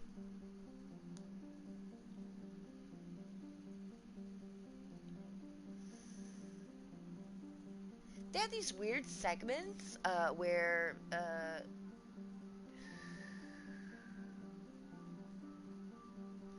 some of the major characters in the story were kind of speaking to the camera. It was as if they were speaking to a relationship therapist who did not exist. We were the relationship therapist, like Mr. and Mrs. Smith with Angelina Jolie and Brad Pitt.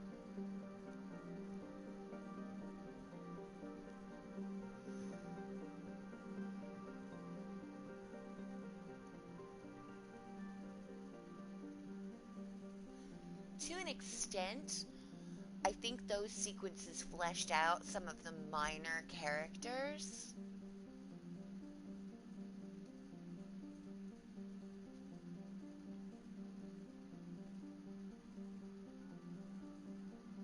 But I didn't see why they were there, really.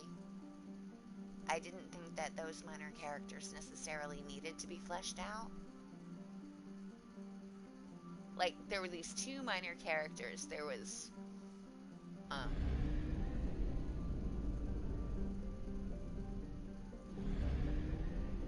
there was Lola's ex-girlfriend who worked at the photo shop. Oh, and that's why,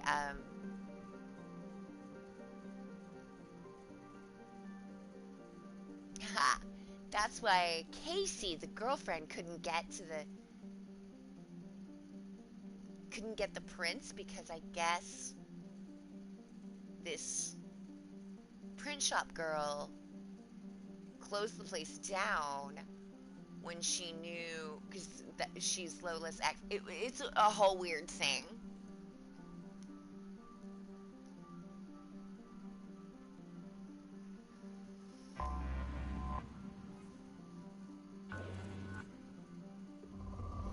Anyway, Lola goes through a series of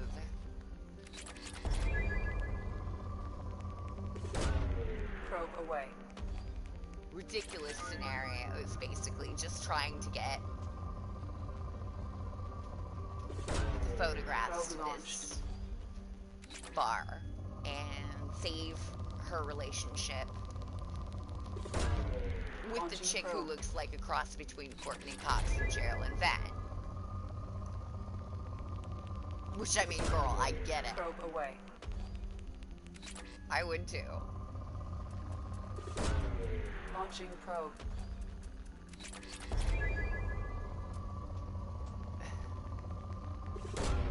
Probe away. I wish there had been more visual creativity in it. And I say that even as there were animated sequences involved. Probe away. Which was fun, but these animated sequences were... like I said, I don't want to go too hard on them because I really think they might have been hand-drawn. And with the budget that they were clearly working with, like...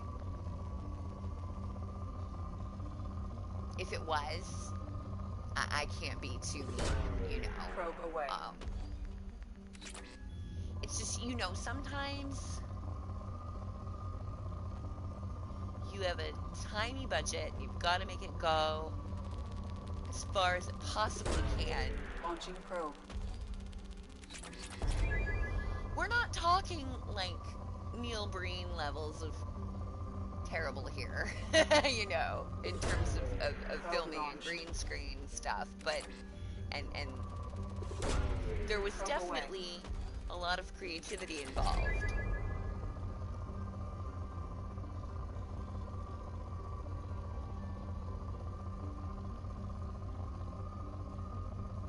And you know, I never go ham on Probe away. I never try to be too mean to really low budget stuff, because I've worked on low budget stuff. I know how hard it is to make things look good when you've only got $5 and a prayer, you know? I've been there.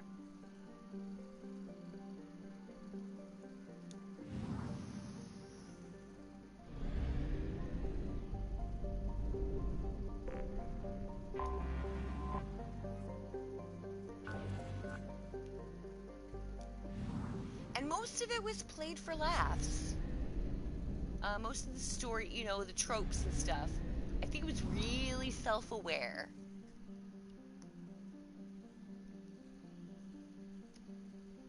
And I appreciated that. Like I was saying, how San Francisco is just entirely 100% of the population is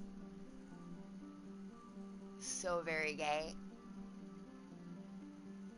I think they were playing that definitely for laughs.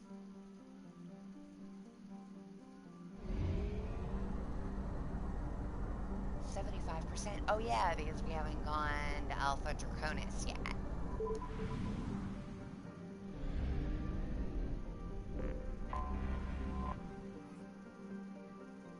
(2175 AR2), still formerly unnamed. This planet is a hydrogen-helium gas giant with 21 moon-sized objects.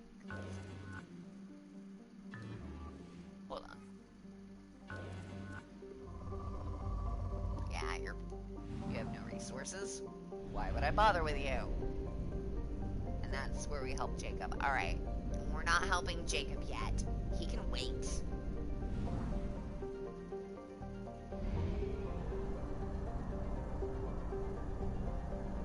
Fuel reserves at 50%. Yeah, we're fine.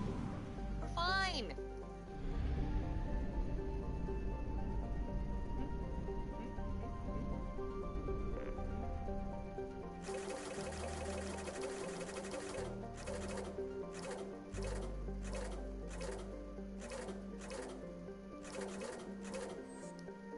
I don't even know if we have a profit right now. We're okay. We're okay. Might as well grab them probes while we're here. Doesn't matter.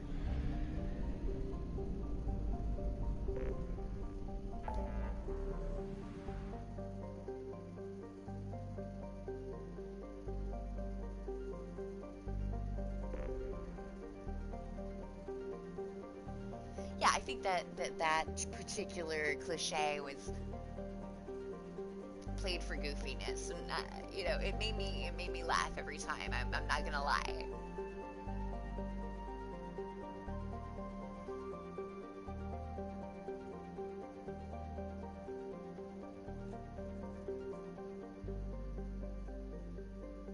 I thought it was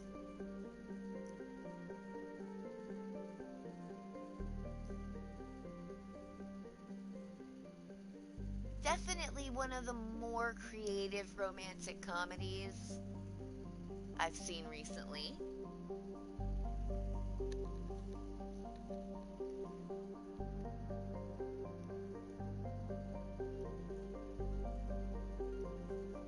Inspired by a really fun movie, and so it had a fun vibe.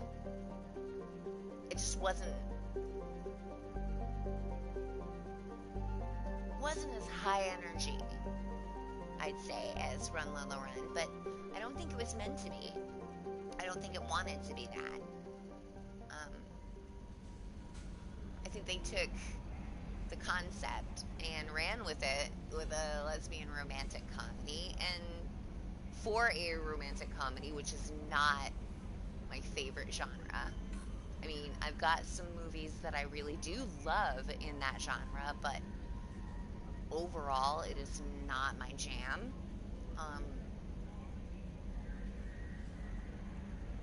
And the ones in that category that I do love, I don't qualify it as it's good for a romantic comedy, because usually it's just a good movie. You know what I mean? This was good for a romantic comedy.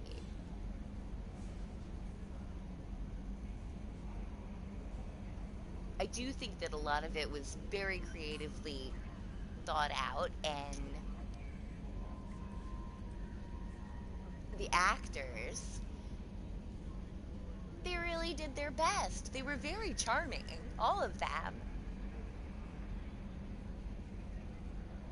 But it was kind of a big farce. So they were acting farcically, which is fine,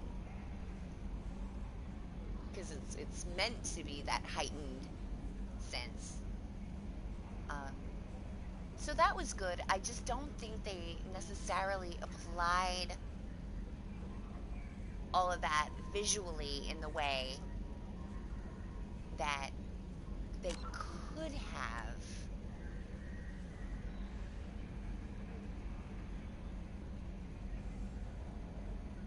I think that was kind of definitely an intrinsic problem with the film.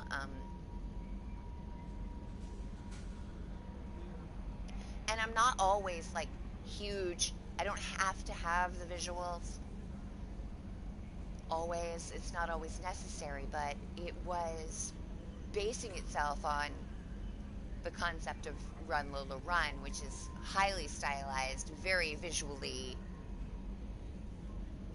enchanting. And then sometimes they're just doing these flat shots, you know, and I'm just like, yeah, you're low budge, but you don't that doesn't need to translate into flatness, if you know what I mean. Hey, I'll be back in a couple of shakes. I just need to pee.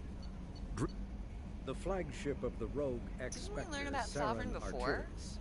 Sovereign is a devastating dreadnought of unprecedented power. At 2 kilometers long, Sovereign was believed to have been powered by a gigantic Element Zero core, the only energy source potent enough to land the massive vessel on a planet. During the Eden Prime War, the ship unleashed its peerless destructive force against which Citadel Council ships were defenseless. With a virtually indestructible flagship and a crew of fanatic Geth and Krogan, Saren nearly succeeded in wiping out all his enemies. Only the resourcefulness and bravery of the commander and crew of the SSV Normandy stopped him. The overwhelming power of Sovereign ignited bizarre speculation in tabloid media that the vessel was sent by extragalactic invaders, or was, despite indeterminate photographic evidence at best, a single giant robot. Some sources even claimed that Sovereign was alive. Such conjecture, however baseless, remains to this day.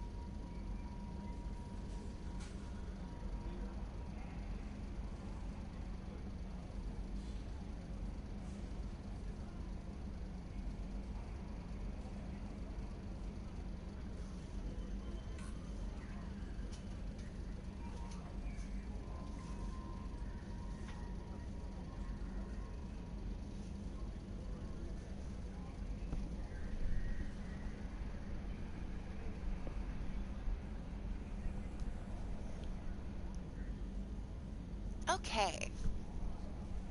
So, all in all, you guys, I gotta say, oh,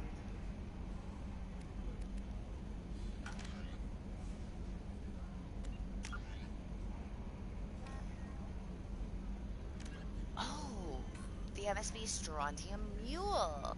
We have to recapture the derelict ship in the Omega Nebula. Well, let's go do that.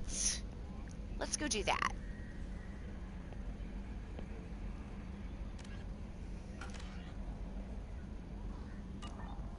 Oh, let's save it first, though. We've done quite a bit, and I would like to just do a manual save, for sure. I think that, all in all, I enjoyed this group of lesbian movies more than the last group.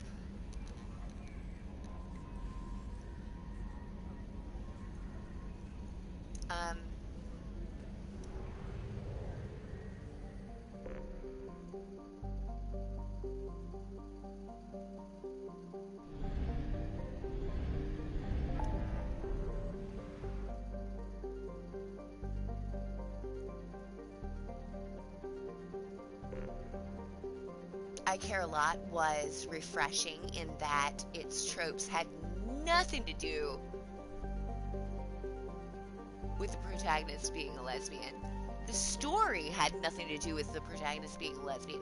The fact that the protagonist was a lesbian was only important because of the relationship that she had with her partner. It was just a regular old anti-hero story.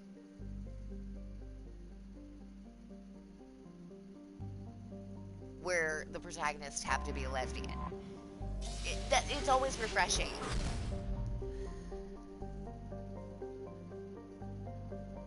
Just to see that being presented without comment, you know? It's not about that. It's about other stuff.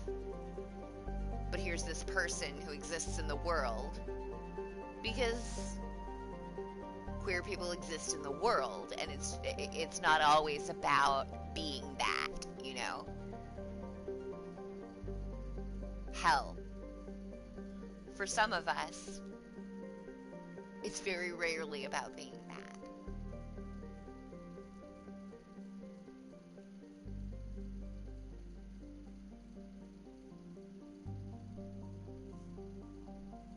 So I found it refreshing. It was just presented without comment. Here's this lady. Here's what she does. Here's the people in her life. She was very Walter White. However, her girl was not Skylar. Her girl was 100% on board with the terrible shit that was going on in that movie. But it was great. I really enjoyed it. Everyone was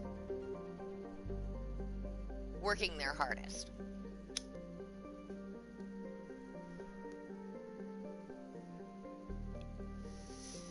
And girl, I just love Diane Waste. I just love her. I just love her.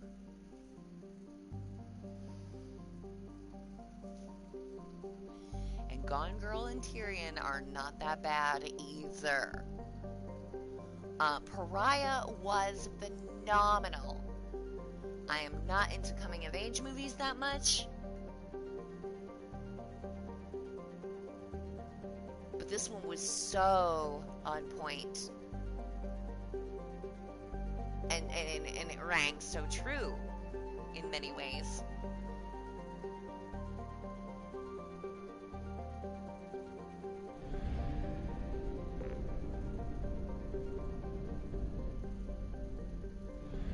Wait, which one is the Strontium Mule? Where's the Strontium?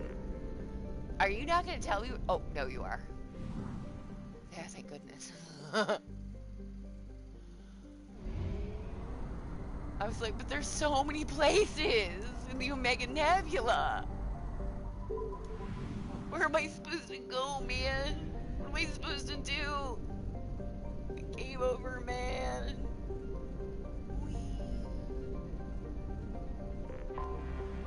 Hey, are you a rich bitch? Rich bitch. That you are. Probe away. Ooh, yeah. Launching probe. Hook it up. Well, hello, bro. Yeah. Dude, Probe launched. Pariah, without a doubt. If you like coming-of-age movies, I don't. Usually that much. I don't seek them out. I mean, Bo Burnham did a movie about a coming-of-age movie. Probe away. And I just didn't want to watch it at all. And I like Bo Burnham a lot. I want to see what he can do. And I heard great things about it, but I'm just not usually into it, you know? Of course, that's particularly about 8th grade. And man, I don't need... the protagonist is a little girl in 8th grade, and I do not need to relive middle school for 1 minute. High school I can handle. High school was not as bad. It was not.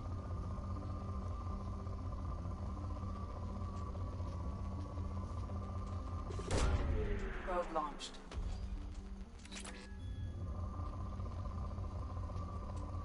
But even as a person who's definitely just not into it, coming of age stuff, I thought Pariah was gorgeous. It just rang so true, and to a lot of the experiences. I mean, for me, like personally, it only hit hard a couple of times because I did not grow up with that type of family, but it rang true in terms of like stuff that was happening to my friends.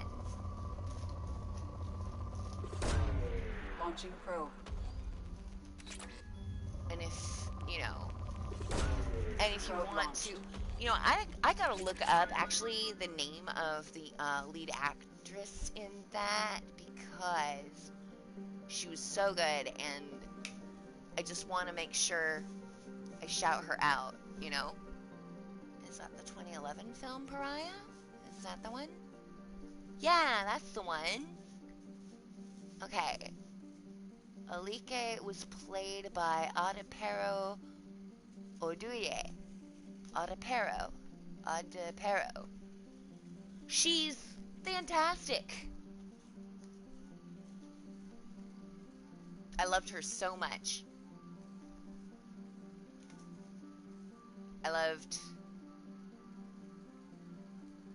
Oh my god, of course I've seen the mother before. That's Kim Wayans.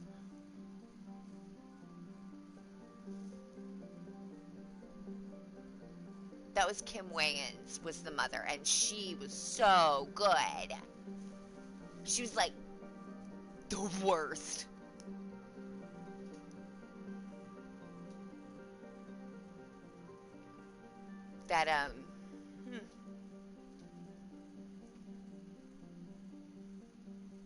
That terrified conservative mom.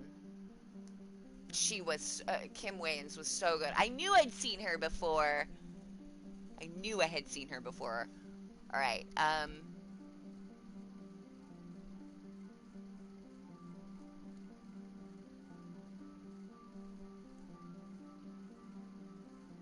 thought the dad looked familiar too.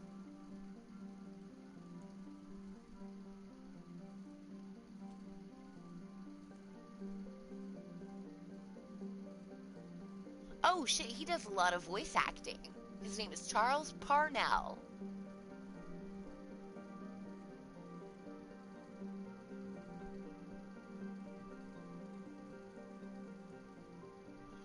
Holy moly, he was Augie in Mass Effect Andromeda!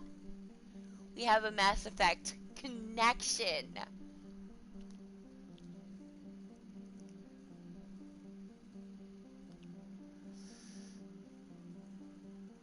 Augie, August Bradley, was the leader of the first settlement,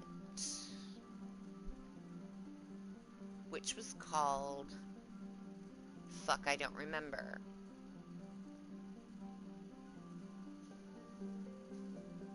Anyway, I really like August.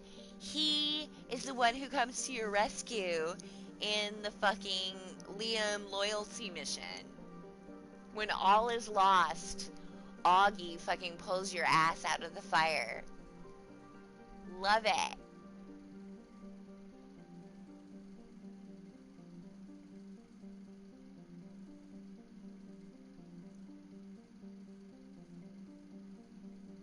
He played Miles Davis in A Million Little Pieces, which I did not see. That's just a pretty fucking cool role for him. And he was in a bunch of television too. So I probably remember his face from TV randomly. But my dude was in Mass Effect Andromeda.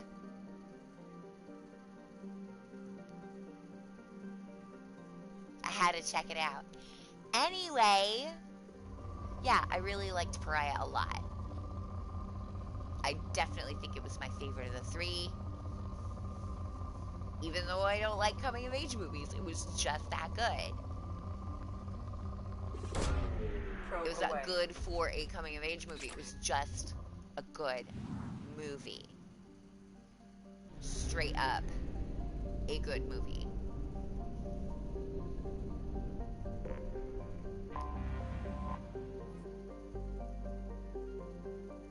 Like I said before, you could predict nearly every beat, but it didn't matter. You could see what was coming if you've ever seen a movie before. But it was all presented so truthfully.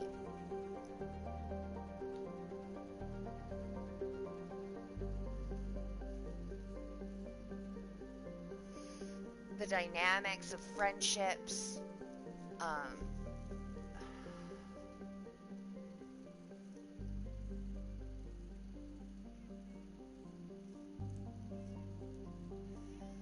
navigating family relationships when you are still trying to figure out who you are. It was just great. I really liked it.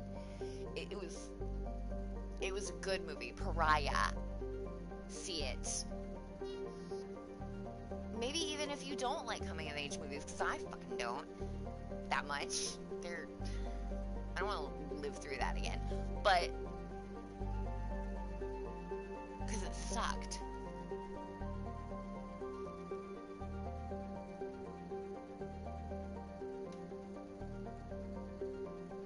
But yeah, I really took to that movie. I thought it was just a solid movie in general because everything was done so well.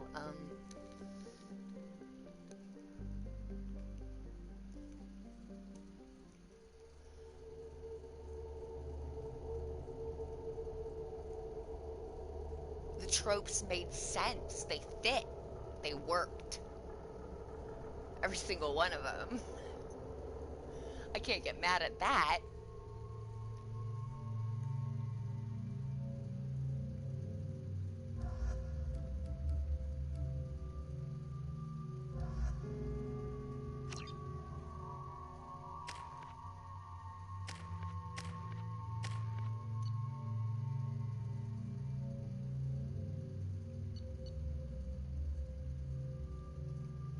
So I didn't really see how that assault rifle was working. I was too busy being amused as hell at my black hole gun again. That thing distracts me.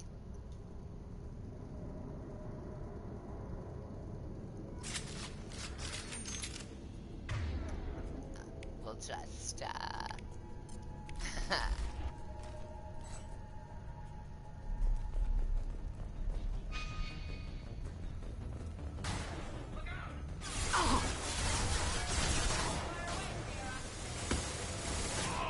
This'll put him down. Great. Okay, so what I need from you... Hell of a shot.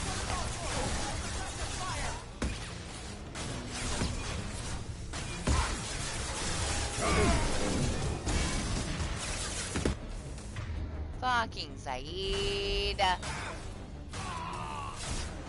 How are you dying all the time on me?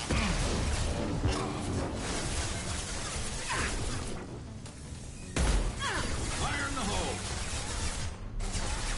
That is what he said. Meant to.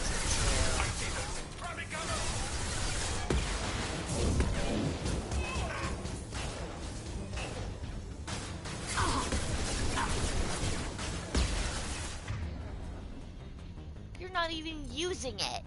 God damn it.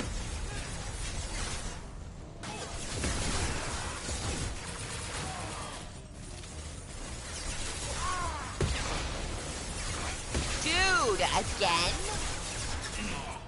Hey, I died twice. Felt that one.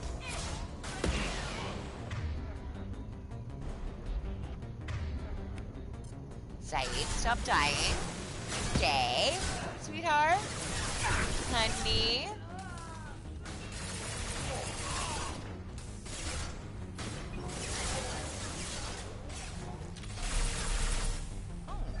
Looks kind of cool. I don't know. Hostile down.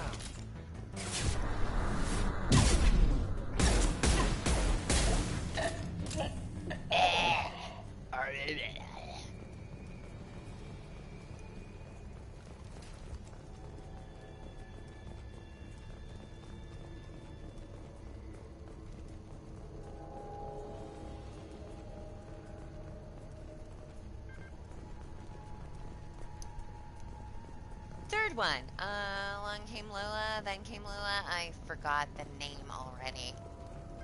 I should look it up. Hold on, let me look it up. Shoot. Because I put it in a thing, so I should probably look it up. And then came Lola?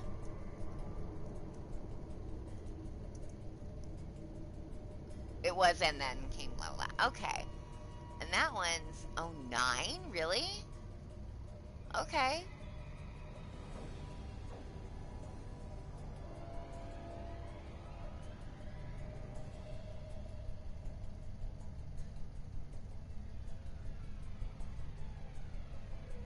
Anyhoodle, it is a sexy lesbian romp. Thank you, IMDb.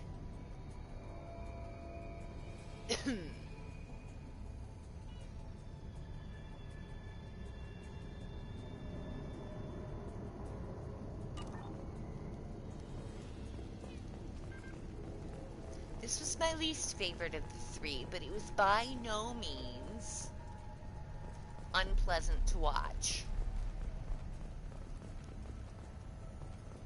I thought it was creative.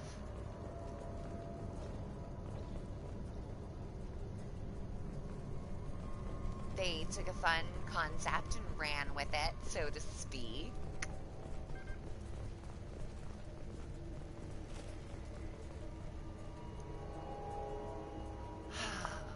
Dax? Dax is here? That incoming ship isn't leaving. Looks like the fools are moving to board. Oh, well, that might be us. We might be the fools. The airlocks are sealed, so don't waste your time. Get a team together and be ready to welcome them to our cargo hold. Blow them out the cargo bay doors when you're done. I think the fools are us.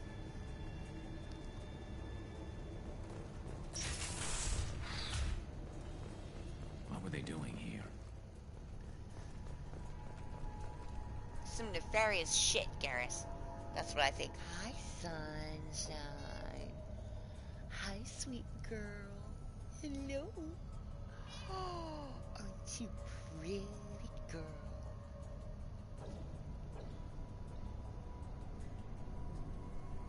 If you like Groundhog Day movies, I would say it's a pretty okay entry in the Groundhog Day genre.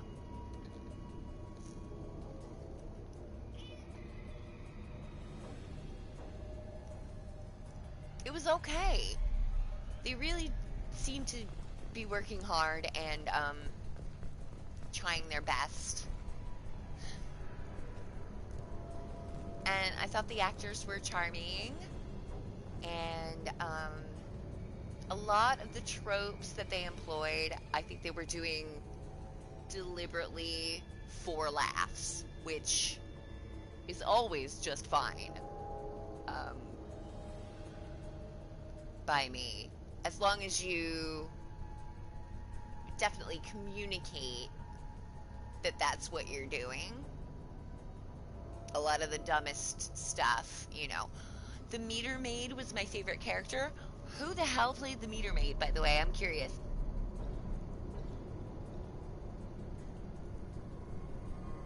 Because she was great.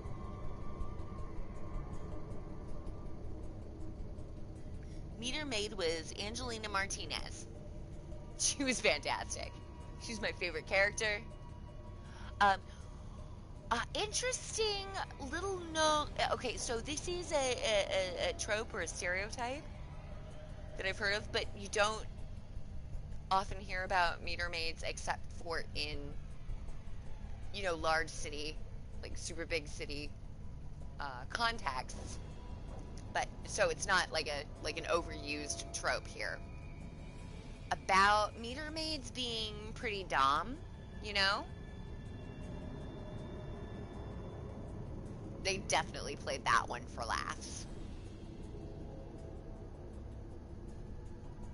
All in all, And Then Came Lola was a fun movie. It was not my favorite of the three, but for a rom-com, it was creative.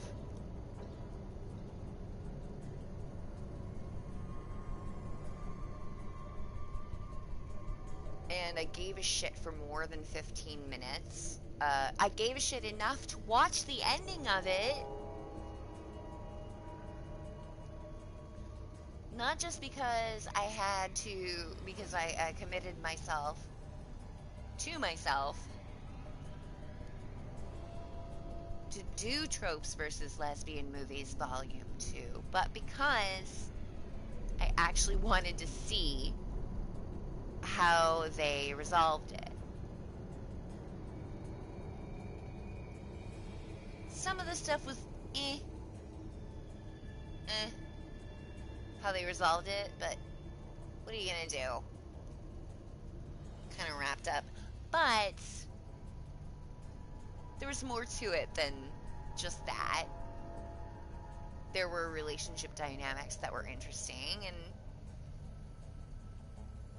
I think the actors were definitely doing a good job, and the script wasn't too bad. It was pretty good. I wasn't horrified by the tropes in that particular romantic comedy, which is rare for rom-coms. A lot of times I go into one of those and I'm just like, Jesus Christ. This is it's why I don't go for the genre so much. I don't go for coming of age because, oh God, I just don't want to live through that anymore ever again.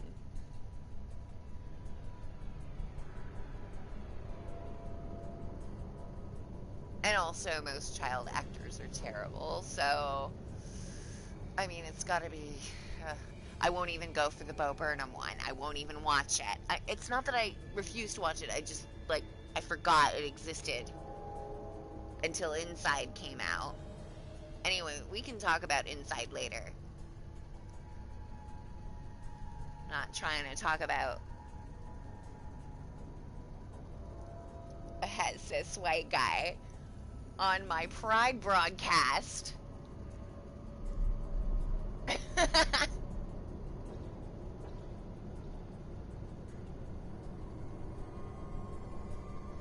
But rom-com tropes are just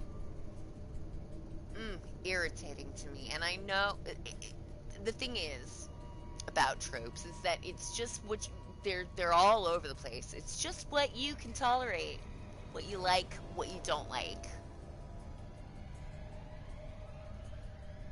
what pushes your buttons, what grinds your gears, and what grills your cheese, what blows your skirt up, you know? And for me, most of the time, rom-coms, oh god, this one, not bad. Not, and then came Lola, not bad, not bad. Very, unfortunately, kind of visually boring.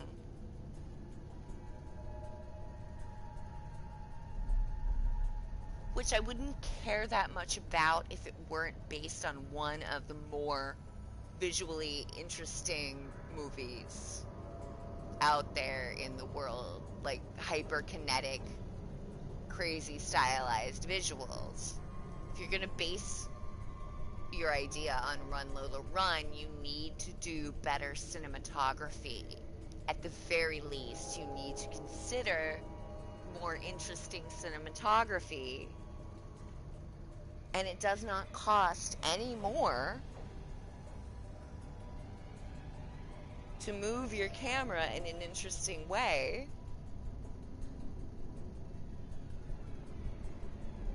than it does to have just a flat shot. You know what I mean? It was less kinetic than I was hoping for, but it was not bad. I just felt like it fell short in terms of its concept. Not in terms of its writing or acting. Those things were fine. Those things were more than adequate. I thought a lot of the actors, I thought they were pretty charming, you know? It was a sexy romp.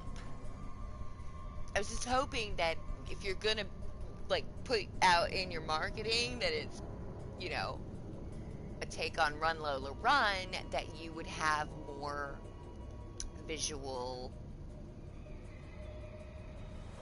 what's the word? That you would just, you would film it more kinetically. That it would be more visually stimulating.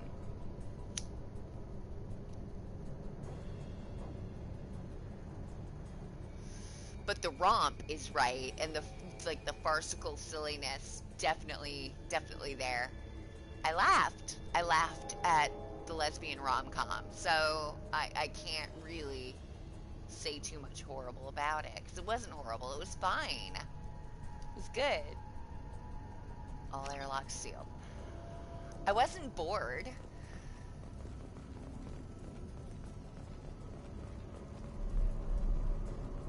You think anyone's still here? Yes! Yes, I do! It's right there! Jesus! They're right there! Yeah, you don't get cover, bitch. None of ya. None of ya!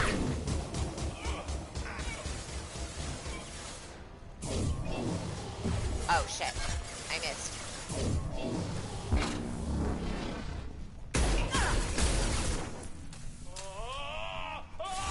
Yeah, keep it up, bitch.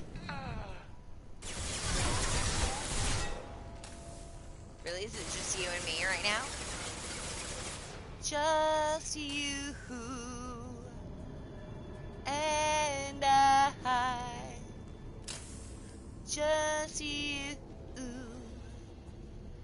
and I. Together forever in love.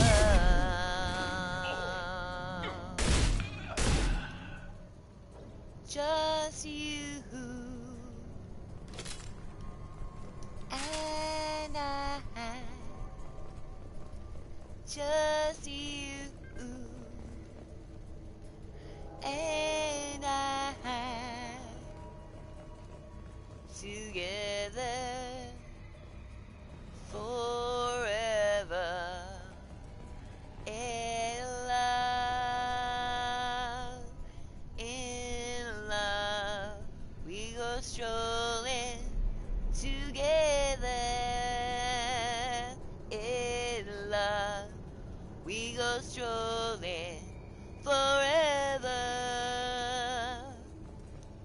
Alright. I still haven't put my glasses on, god damn it. Jakir! You seen the stash they pulled from cargo? We get that open. We're living the high life for months. Sergeant Bordis took the canister topside while Voorhas went to pay the codes from the ship's captain. Man, I wouldn't want to be that guy. Hawkins. Huh? Yes, that guy was fucked. Can I bypass? Negative! I cannot bypass. Okay. Fine. Up the ramp we go. Oh, I see. There's got to be a way in. Well, yeah. But, wait, hold on. Hold on a second. Just chill. For 1 second, because I want to see something. Okay, those are sealed. It's all sealed, right? Making sure it's all sealed and we did not miss any resources right now. Granted,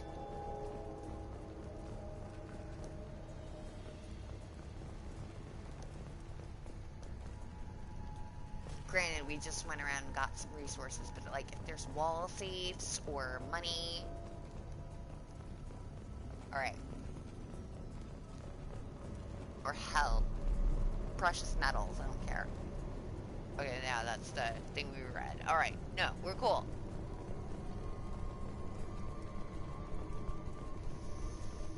Overall, most of the tropes in these movies worked pretty well.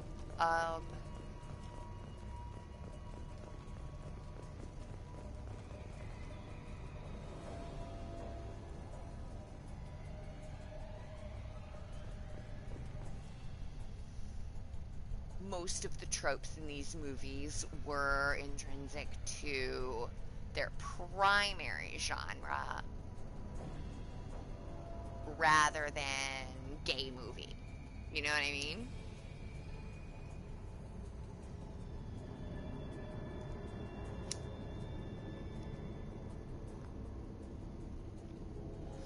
Although in Pariah, there was a lot of both, for sure. Now that I think on it more.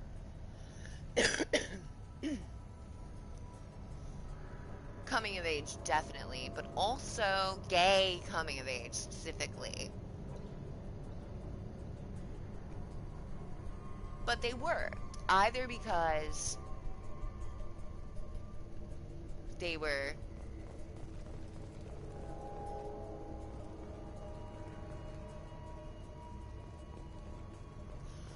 unexpected tropes, or because they were played so truthfully and you understand suddenly why some tropes are tropes, or they were played completely farcically.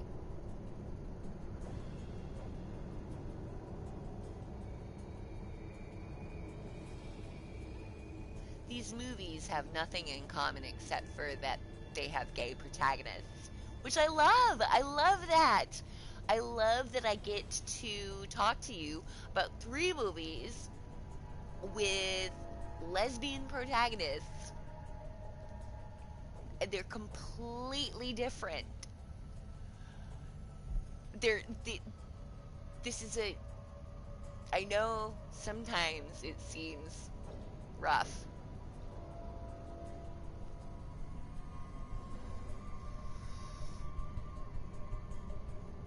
And it is. But it's it's a better time right now to be a quilt bag. You know what I mean? Because at the very least,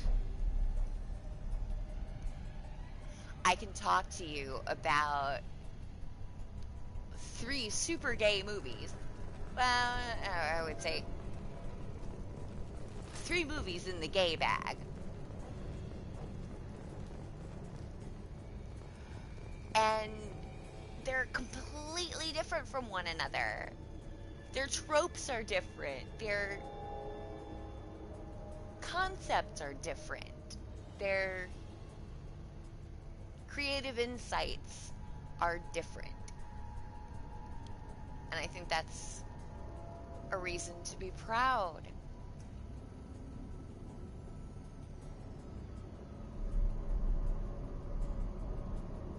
Because if you live today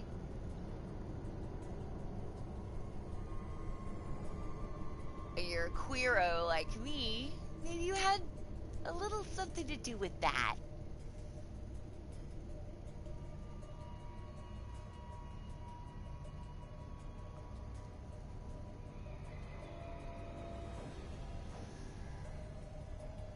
It doesn't have to be same old all the time, you know? It could be the same old, but in totally different ways. Because, I mean, everything's the same old in it. But I couldn't be happier with the movies I picked. I didn't even have to love them all. I liked them all. I absolutely loved Pariah, which was literally the tropiest of them all, but it was so truthfully spoken that it doesn't even matter. It was so real to me. It doesn't even matter.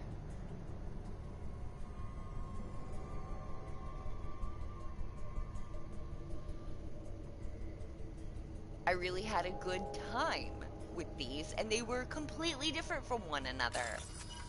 That's not nothing. That is way, way, way, way something.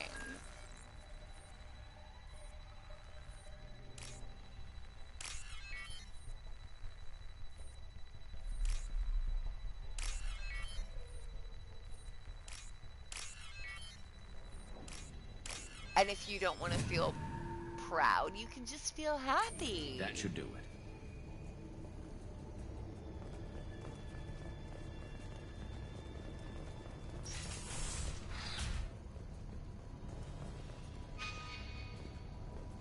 Because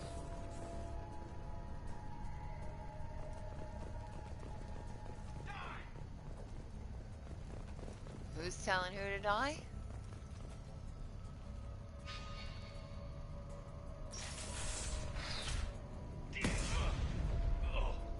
Oh dear. Sounds like some shit's going on out there. Let me come in here and loot some stuff. Right. I love this rifle.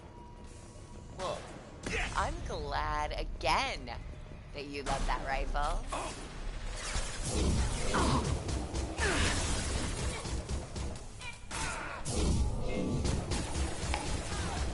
Bye! Fuck off. Enjoy your life fucking off. Oh no, your death fucking off.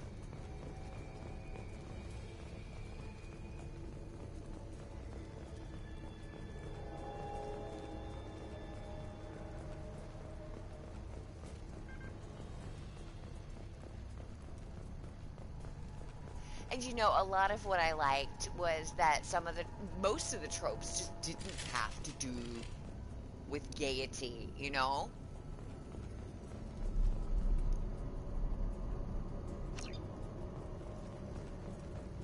Most of them were pretty genre-based. I'm going in! Fuck, I'm going way in, bitch. Yeah, Vanguard right here. Damn, what happened here? Well, I'm a vanguard, Garrus. I fucked him up. Oh, you mean here. Oh, God. Oh, no. Yikes, I guess that's what you meant. Oof. Ooh, no. I don't know what happened there, but boy, that probably was painful.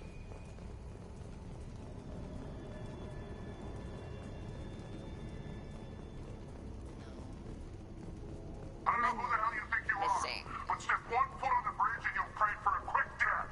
Okay. Oh, I remember. Yeah. Okay, communications relay and operative. All right. Okay, let's move along. There's got to be a way in. Yeah, there's a way in. It's right here. It's right here, baby.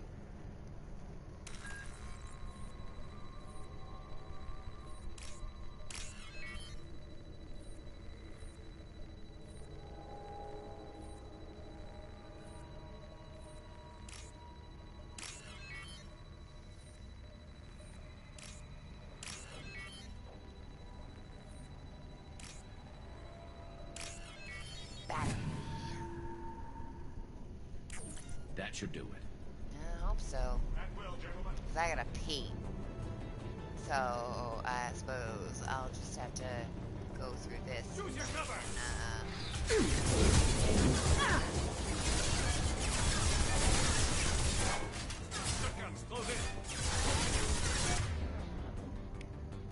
This is the place.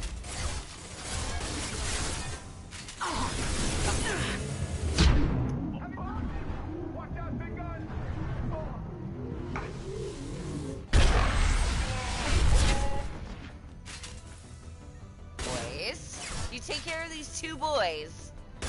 Where the fuck are you? On me. On your 6. Yeah. I'm gonna need ya.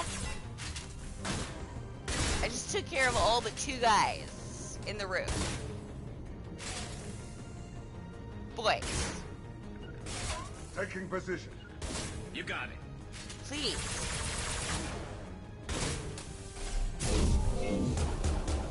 Light them up. Alright, that's fine. Oh my god. Guys, come on.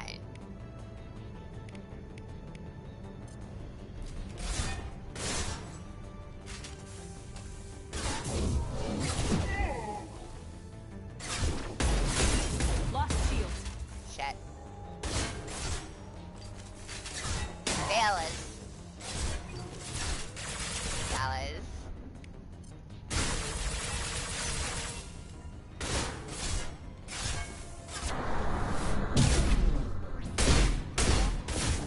Firing an impact shot. Shotgun versus shotgun. What?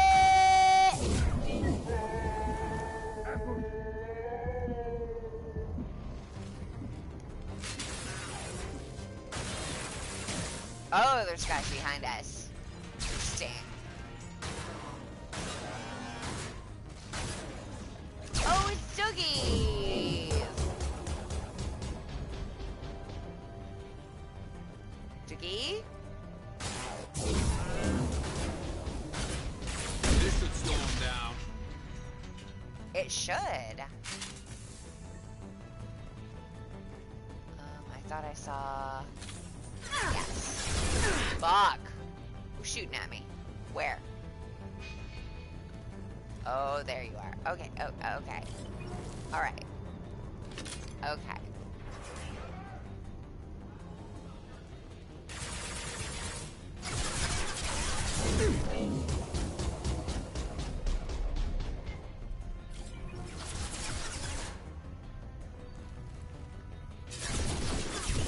On my way.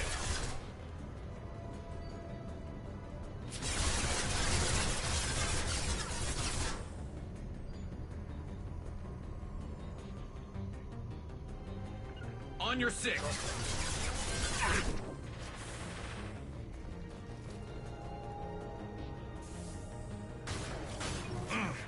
Take care of it while I read this. This is the final entry for Captain Jarrett Barnes. skipper of the NSV Strontium Mule. If you are reading this, I and my crew are dead. 2 weeks ago, we answered a distress signal. It turned out to be a Blue Sun's trap. We managed to escape, but sustained heavy damage. Do not approach the coordinates in this log.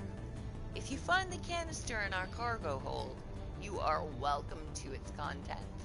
The authorization codes are encrypted in this log. Authorization code decryption complete! Wow, where's that cargo hold? Give it, give it, give it, give it, give it, give it, give it, give it, give it, give it, give it, give it, give it, give it, give it, give it. Give it me.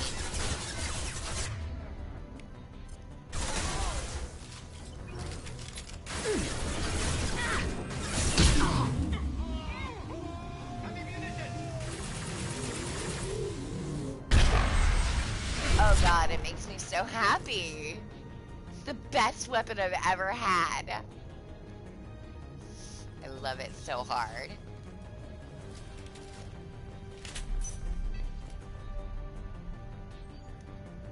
Yeah, we got that. This. Bortis. You men better be ready. I hear the intruders making their way here. I hear the intruders making their way here, and you better be ready with backup. The captain was not forthcoming with information, but I found the codes in the ship's black box. We'll get that canister open, but first, we have to kill these intruders. Captain Voorhas. Yeah, that's us.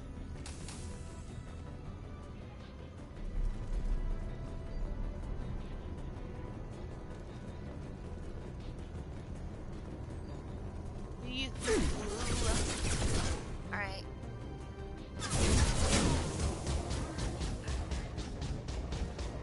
Get through my shield!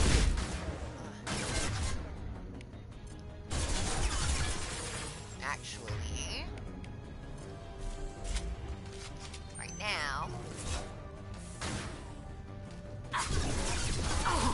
Yeah, but your head though. Your head is such an enticing target.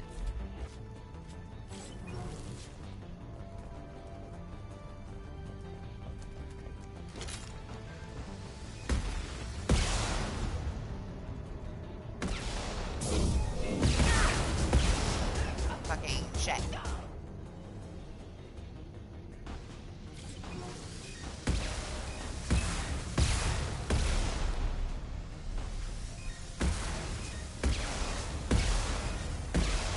I mean...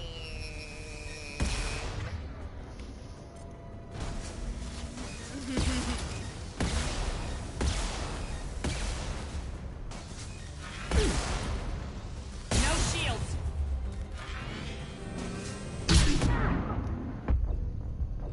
Damn it!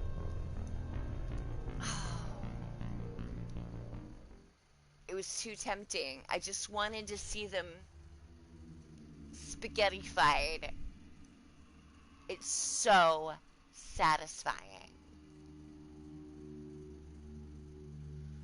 I really have to pee. God damn it.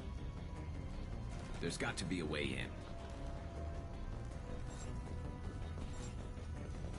Yeah, it's this way. Oh wait, no. No, wait, where are we? Right, that's the reading. Okay. Oh, we already did the thing we were supposed to do. Fine. Look.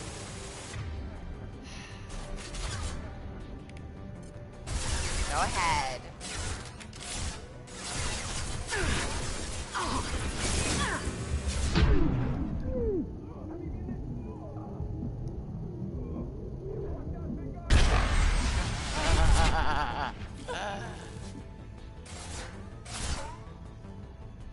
Yeah, go around the side. Do it. Do it. Get together. Close.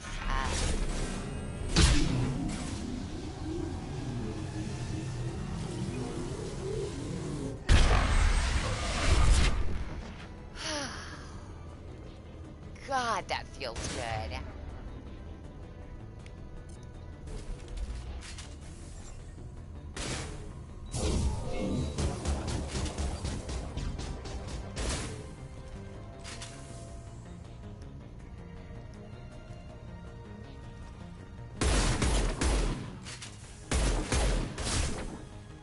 Oh, you got away.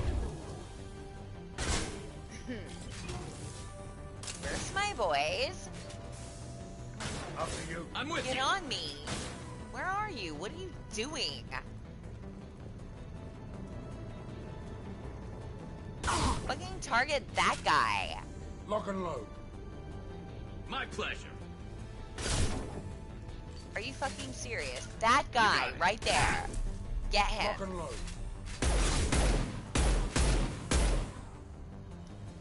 Fellas. Forward. God. Loud and clear. You got it. Yeah, it's been loud and clear.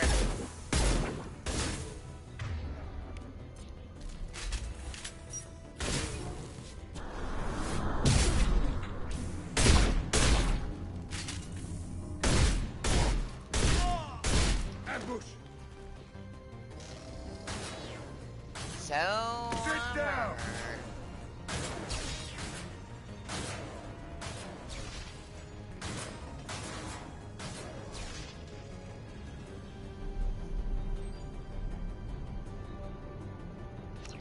Right, got it. Right, got it. Oh. Are you done? Change weapons.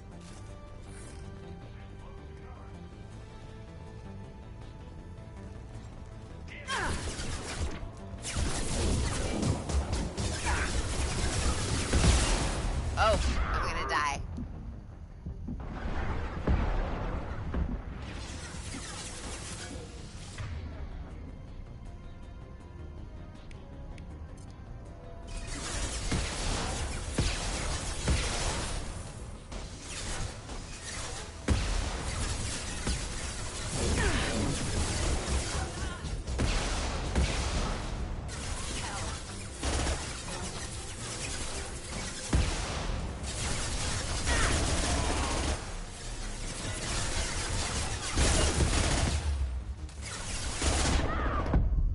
Fuck. Fuck. Okay, I gotta pee. Damn it. Okay. Resume.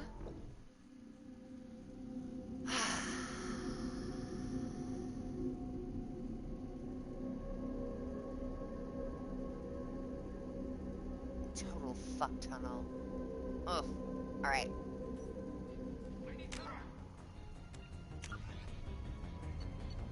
What do we got? Ships and vehicles. This See you in a minute. Following the Battle of the Citadel, human and Turian volunteers conducted a massive 3-month recovery effort to clear the station's orbit of debris. Secretly, the Turian Office of Technological Reconnaissance volunteers were technology recovery specialists, salvaging the main weapon of the Geth flagship Sovereign and large amounts of its valuable Element Zero core. Contrary to popular belief, Sovereign's main gun was not a directed energy weapon. Rather, its massive Element Zero core powered an electromagnetic field suspending a liquid iron uranium tungsten alloy that shaped into armor-piercing projectiles when fired. The jet of molten metal, accelerated to a fraction of the speed of light, destroys targets by impact force and irresistible heat. Only 11 months after the battle, the Turians produced the Thanix, their own miniaturized version of Sovereign's gun. The Thanix can fire reliably every 15 seconds, rivaling a cruiser's firepower, but mountable on a fighter or frigate.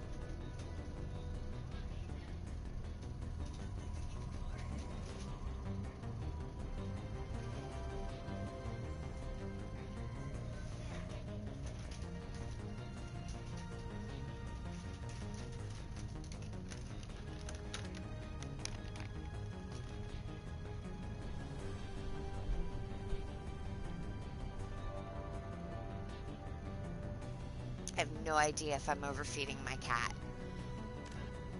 Probably.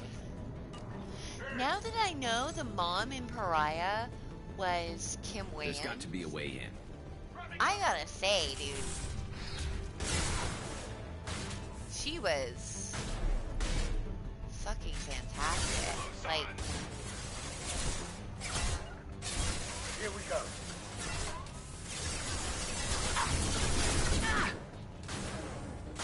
Shields have failed. Firing concussive shot. I'll get there. yeah, you better. I'm gonna need you to fucking fire on them. Fire on them! God. This should slow him down. Going to cover. Alright, seriously. Get there then. Just help. Okay, fine. I'm getting killed here, guys. I'm murdered.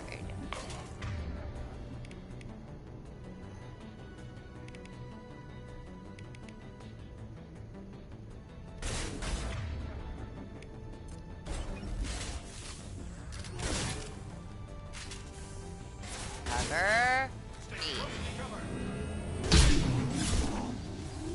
Heavy munitions. Heavy weapons. Not good enough. Through my shields! We're losing. Hands up.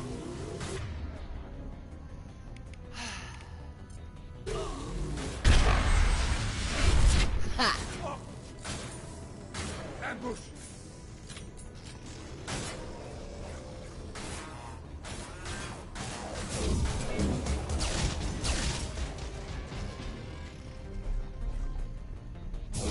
This'll put him down.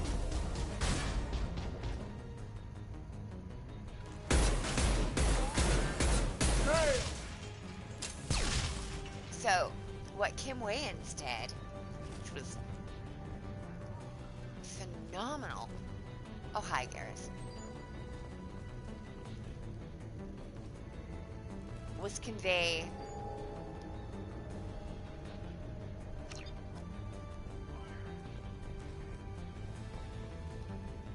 this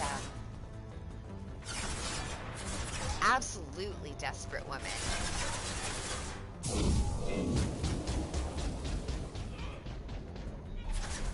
Firing an impact shot.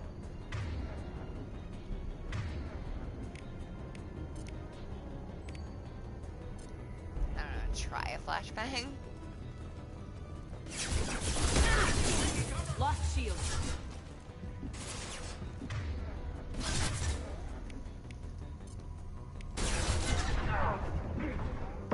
Concussive shot ready.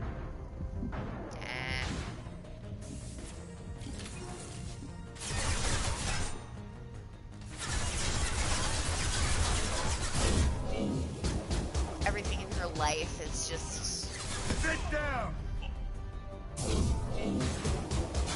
not what she expected it to be. She's trying so desperately to hold on to anything.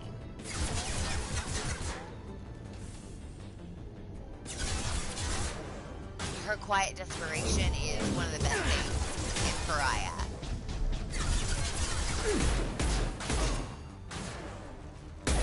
Oh, you are a named character. You're Sergeant Bortis. Firing concussive shot. Ha! Alright. Boys. Move forward. Ahead of me. Understood. Taking position. Please. Guys, do as I please say, please. Guys, on me. I'm first with of you. all. After you. Yeah, no. Actually, after fucking you. Because you are my frontline boys, yeah? I'll get there. Yeah, you On my better. way. I'm gonna need you to. Go. What the fuck, guys? Guys, come here. Understood. Yeah? Alright. Gotcha. Yeah? Have you?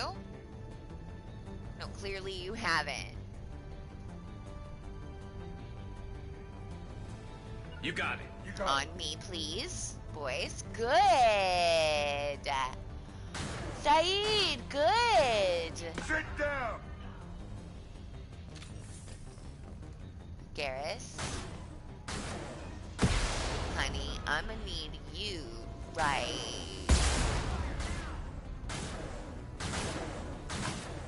Okay, there's good. There's good. Have been eliminated. It is likely that the requested cargo is located on the ship's upper deck. Thank you, honeys. You're my sweet boys. It's just sometimes we don't communicate quite the way we should for the best.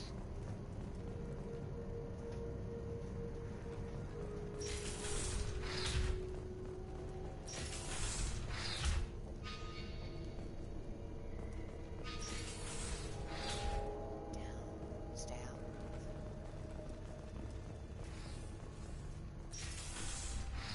Oh, wait. Hey!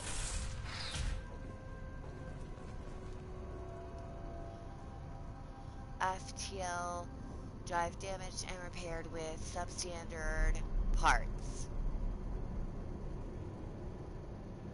Risk of complete failure is elevated. Okay.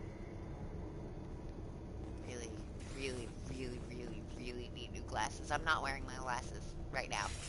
They just don't work that well. Why?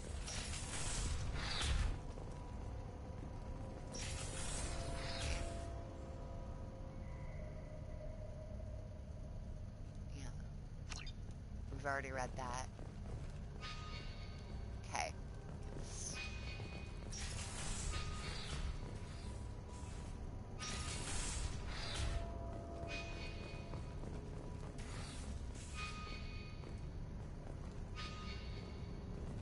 Okay. Is there a map? No.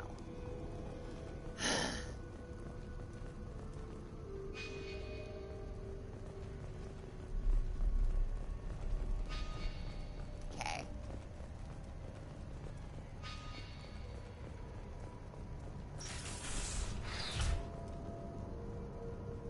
Oh, yeah, we've been in here.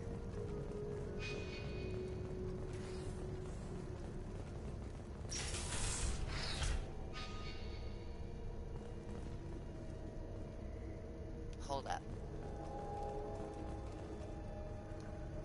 Hack stuff.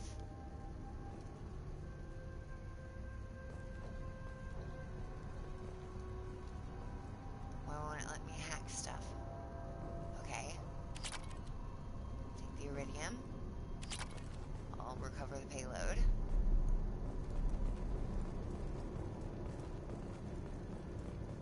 No, we're not done yet. We have to read the thing. This is it. Get your men under control and ready to move. The intruders are the key. Once they hit the bridge, Voorhis will call for us. Do not answer. Oh. The intruders will take him out for us, and we'll get the codes to the canister ourselves. Oh.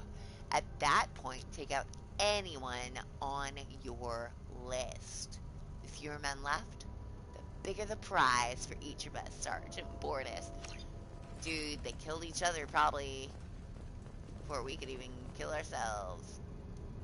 Why? Why can't I hack it? Let me hack it!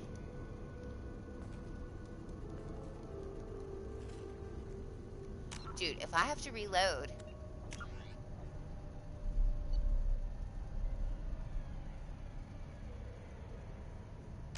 A minute ago? Yeah. Do a minute ago. Let me hack that thing. Why won't you let me hack that thing? I can hack that thing.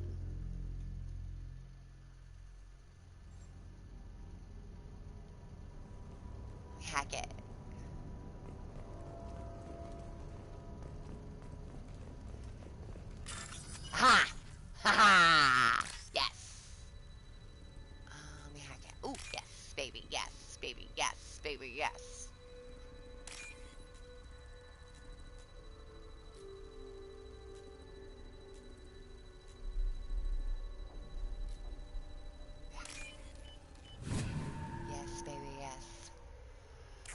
be useful? Give it a me. Give it a me. We've already recovered the payload, right? We leave? We leave. Yes! We leave. Oh, yeah. Alright. We're good.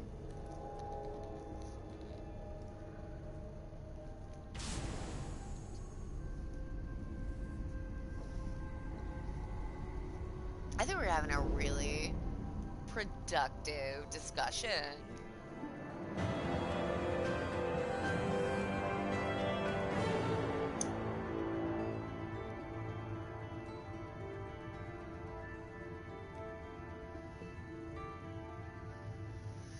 About lesbian movies.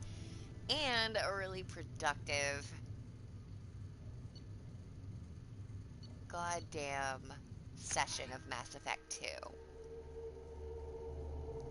Again, I stress, it is a flawed masterpiece. My favorite game.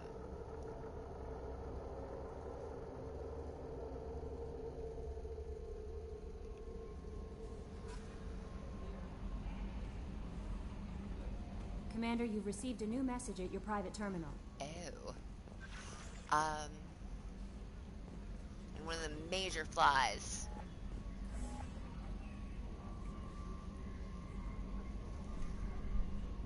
is that it's so hetero. So painfully hetero.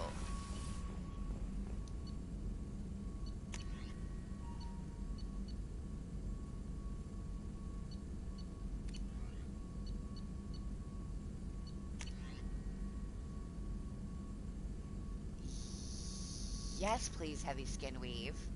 Wait, 4 of 5. Yes, please. Thank you.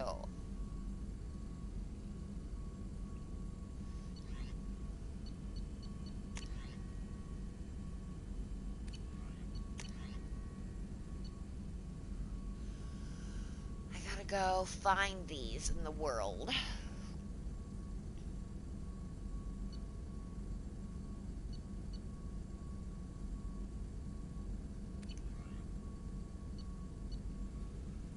And I know my armor shit is not as good as it can be, conceivably.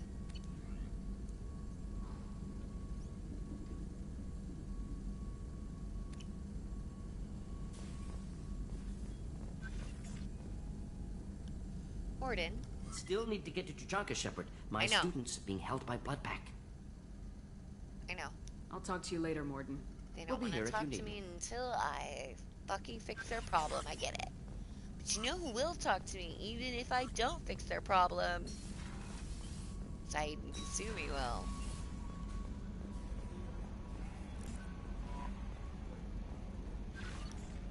Alright. Blue Sun's activity traced. Alright, I'm gonna put my stupid glasses on. I really do need new ones.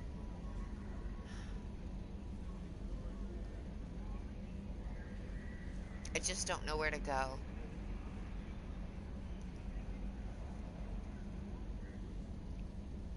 Because I need an eye exam to get a new prescription.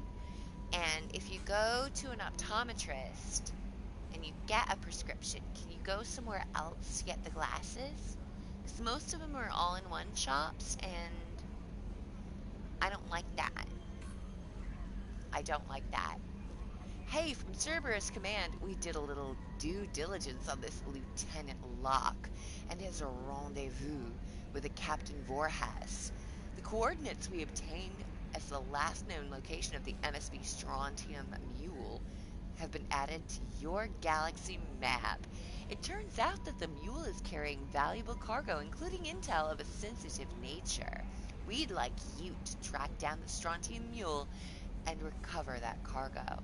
Please pass the information to us, and you can keep any other items of value you may find. Do what you will with the Blue Sun. Oh, I will, baby. I will.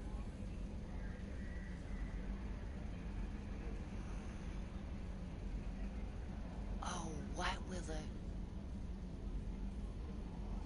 there's an experiment we're going to have to do.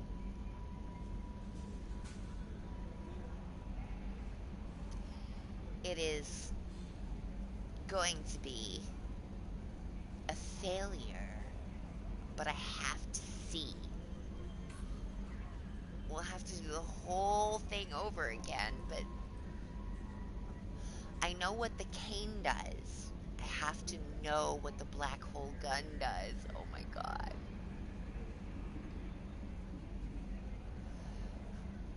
Blue Sun's ambush site detected from Cerberus Command. We've started going through that intel. Fine work, by the way. Oh, thanks. Thank you. And we've discovered the location of the base where the strontium mule fell into the Blue Sun's trap. The Blue Suns are indeed using false distress signals to lure merchant freighters near their base with the intent of capturing and raiding those vessels. If you can get out there and shut down their beacon, it'll save a lot of merchants a lot of distress.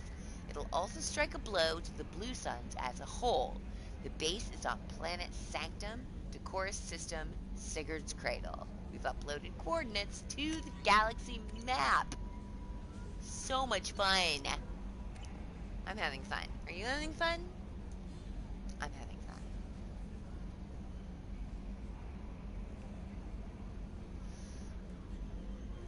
Right. So, what do we got? First of all, no leveling up yet. Let's do a save. Very well, let's do a save.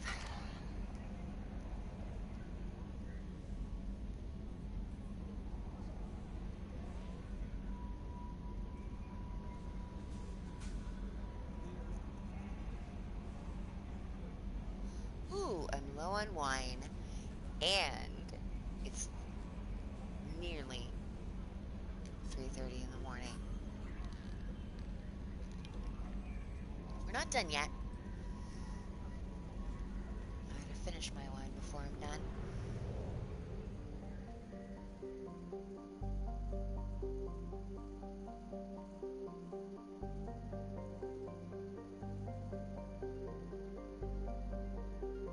I mean, I don't need any more resources. I need upgrades.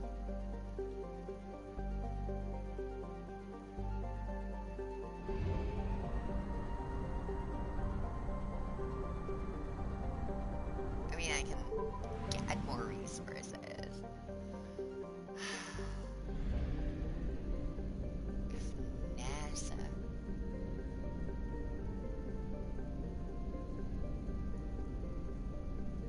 Honestly, why?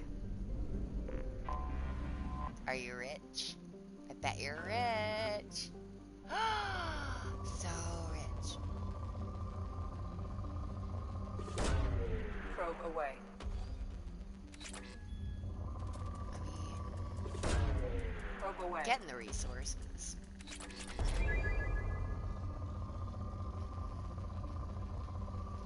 When we have the probes and the fuel, and we're right here. Probe launched. Why not? Right? I think we've been very productive. Talk about lesbian movies. Launching probe. Grabbing resources. Fucking up Probe Blue away. Sun's operations.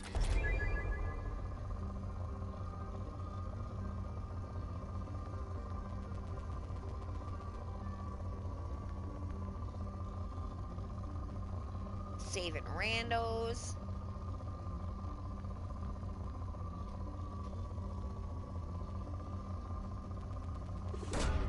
Probe away.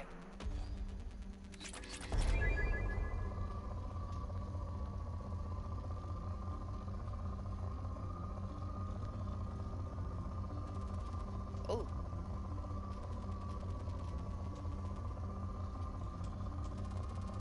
Yeah, there you are. Launching probe. That's a pretty one.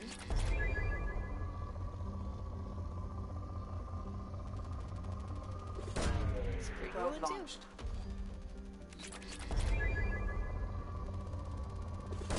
Hell yeah. Launching probe.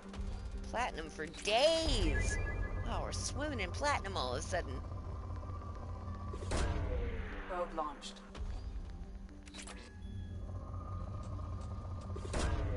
Launching probe.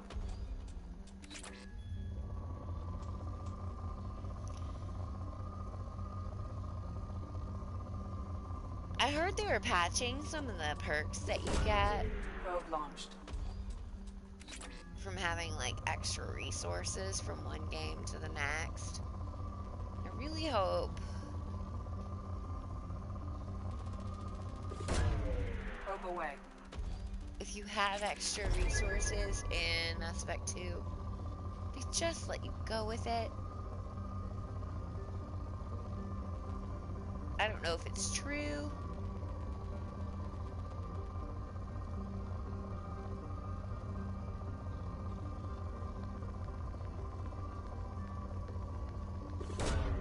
Probe launched.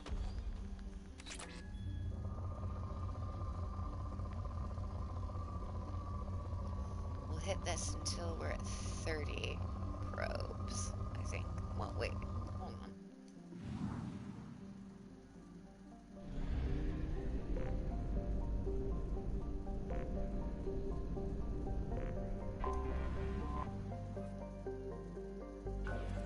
Moderate? Yeah. Also, probably moderate, but possibly poor. Moderate. Most of the big ones are moderate.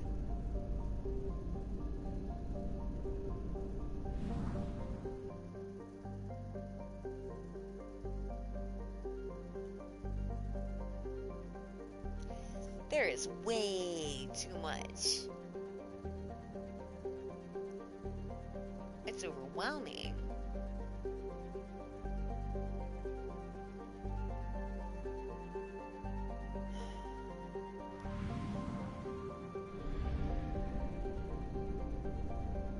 Hold on.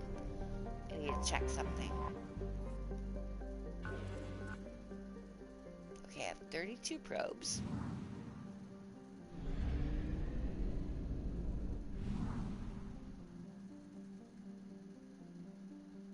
I have quite a bit of fuel. Fothar, 66% explored. But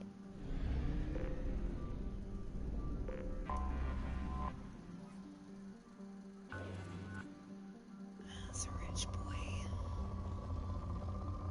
I want to get what I can.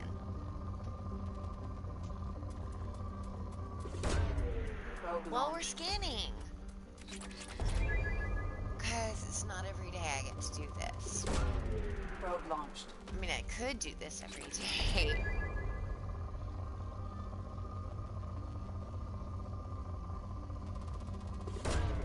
But I don't feel it's as interesting for you as it is for me. Now, that's just my estimation. You gotta tell me what you think. But I figure if I want to actually talk about something Probe launched. in any depth at all,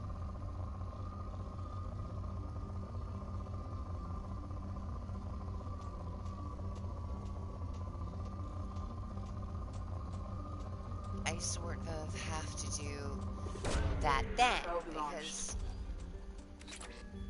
I don't have to think Probe away. that hard about what I'm doing, and I can think more about what I am trying to say. Probe launched.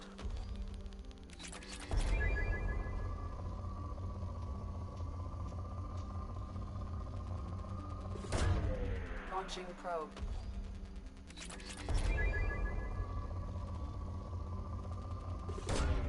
Probe away.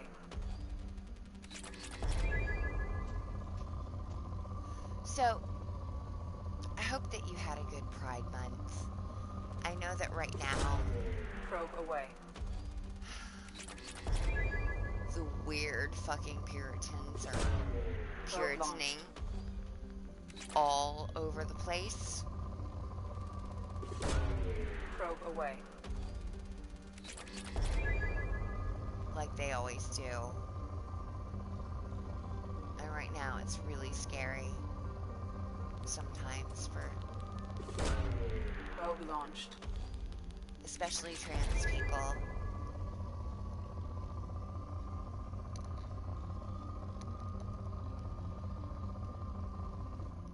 When they lost about gay people, they moved on to trans people, and at this point right now,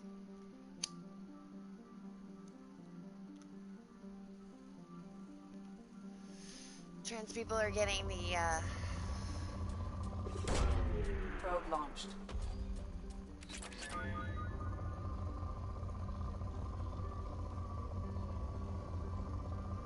the bullshit treatment from Puritans on all sides of the spectrum.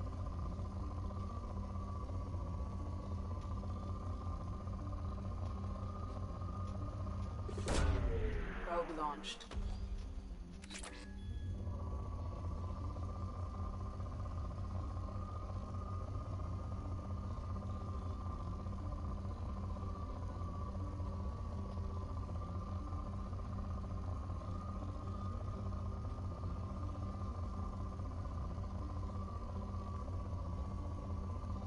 It's getting better, but in some ways it's getting a little worse too.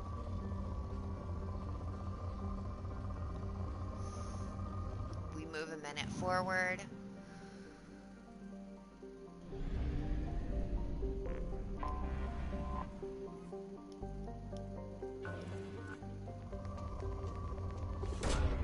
Probe away. Some douchebag wants to hold us back again. Probe away. And they'll use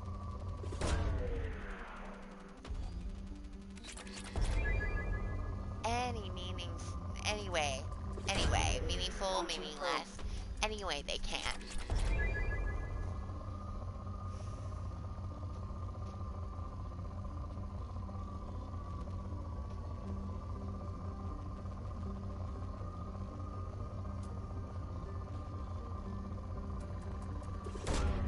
Launching probe.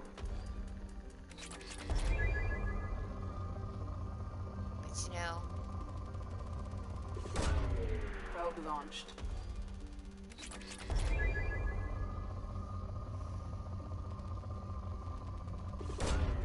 Probe launched. we're still here to fight. And the reason that they are flailing so hard, like they're going so hard, is because they know they've already lost.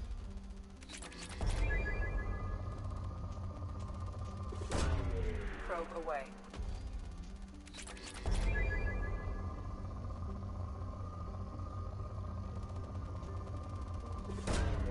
Probe launched. It's been scary, and it's gonna keep being scary because these people, they don't go away.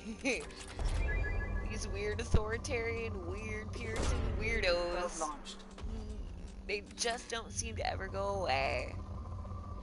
And they don't ever stop, like, putting their fucking weird neuroses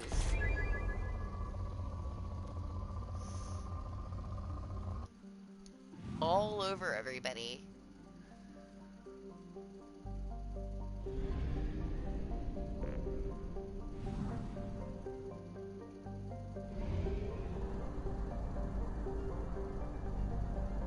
Only half our fuel remains. We're okay. But we're still here.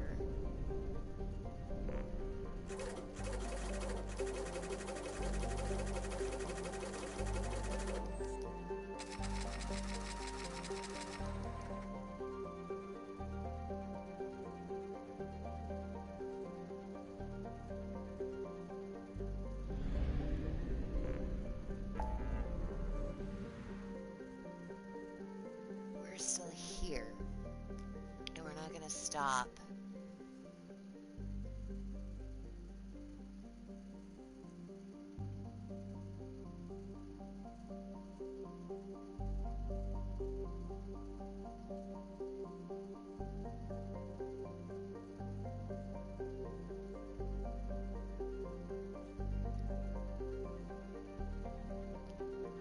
We're never gonna stop.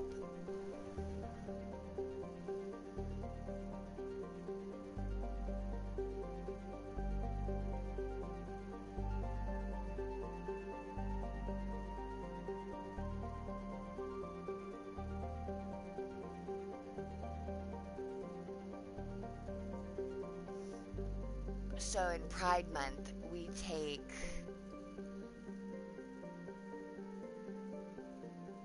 account of where we have been and where we are now. And we say, fuck yeah.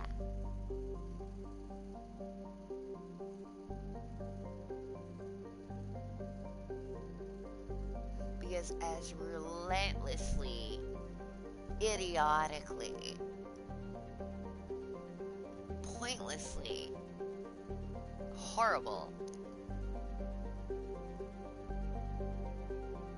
as people want to be sometimes,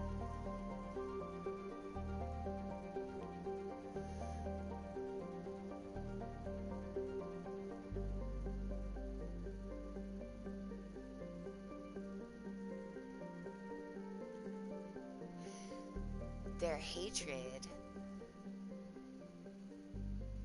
will only destroy them.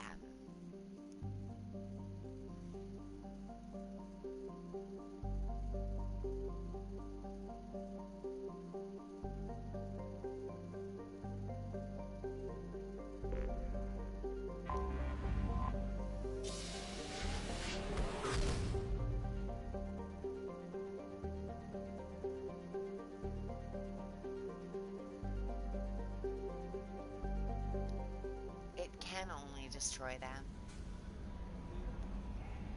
because it is a force of destruction.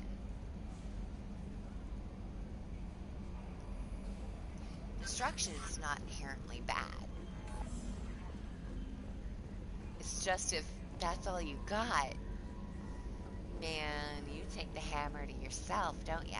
You take the crowbar to yourself eventually. And it's easier.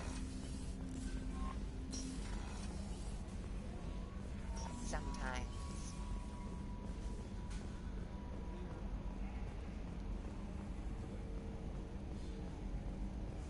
But who wins? A person whose house is together?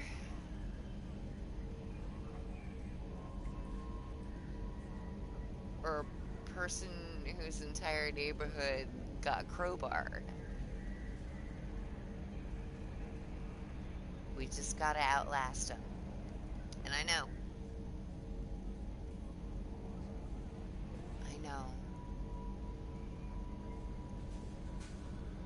It's like we never will outlast them because new ones keep getting born. But then they keep getting indicted for sex trafficking, so... Well, I mean, Matt Gaetz hasn't been indicted yet, but... Come on. Come on. Come on.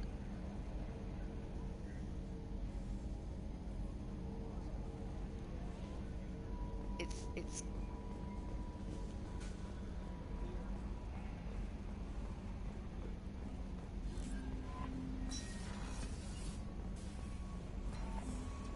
I'm a little drunk. Friends, clearly. I'm trying to say something profound. I'm just being stupid.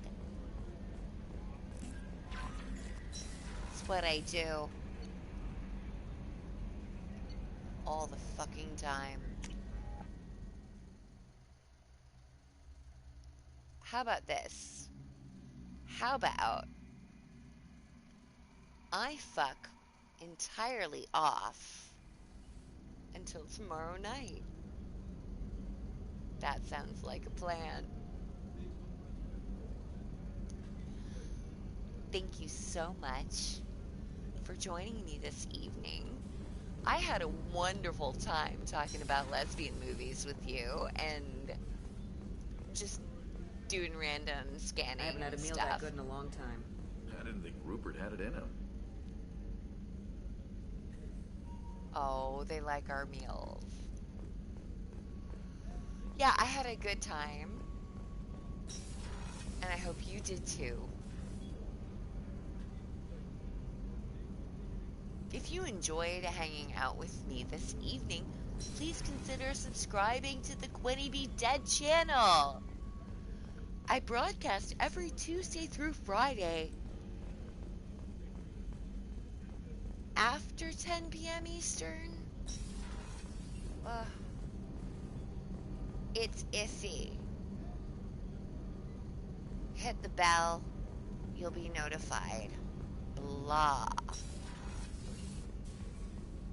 I'm trying to get to 100 subscribers so that I can get a dedicated URL. That seems like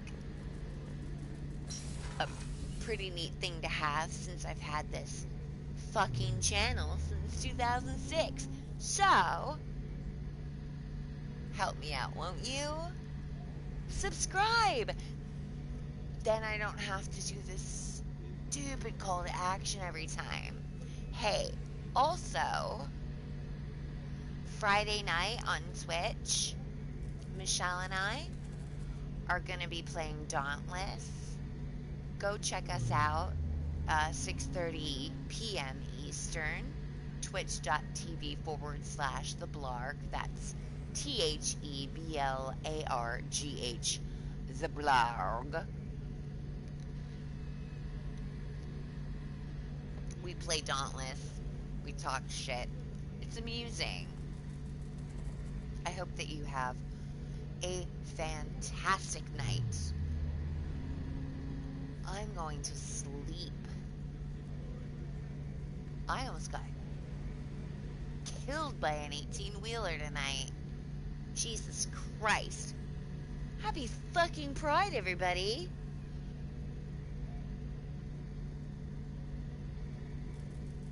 Fucking meth-addled psycho. What the hell? See you tomorrow night. Bye.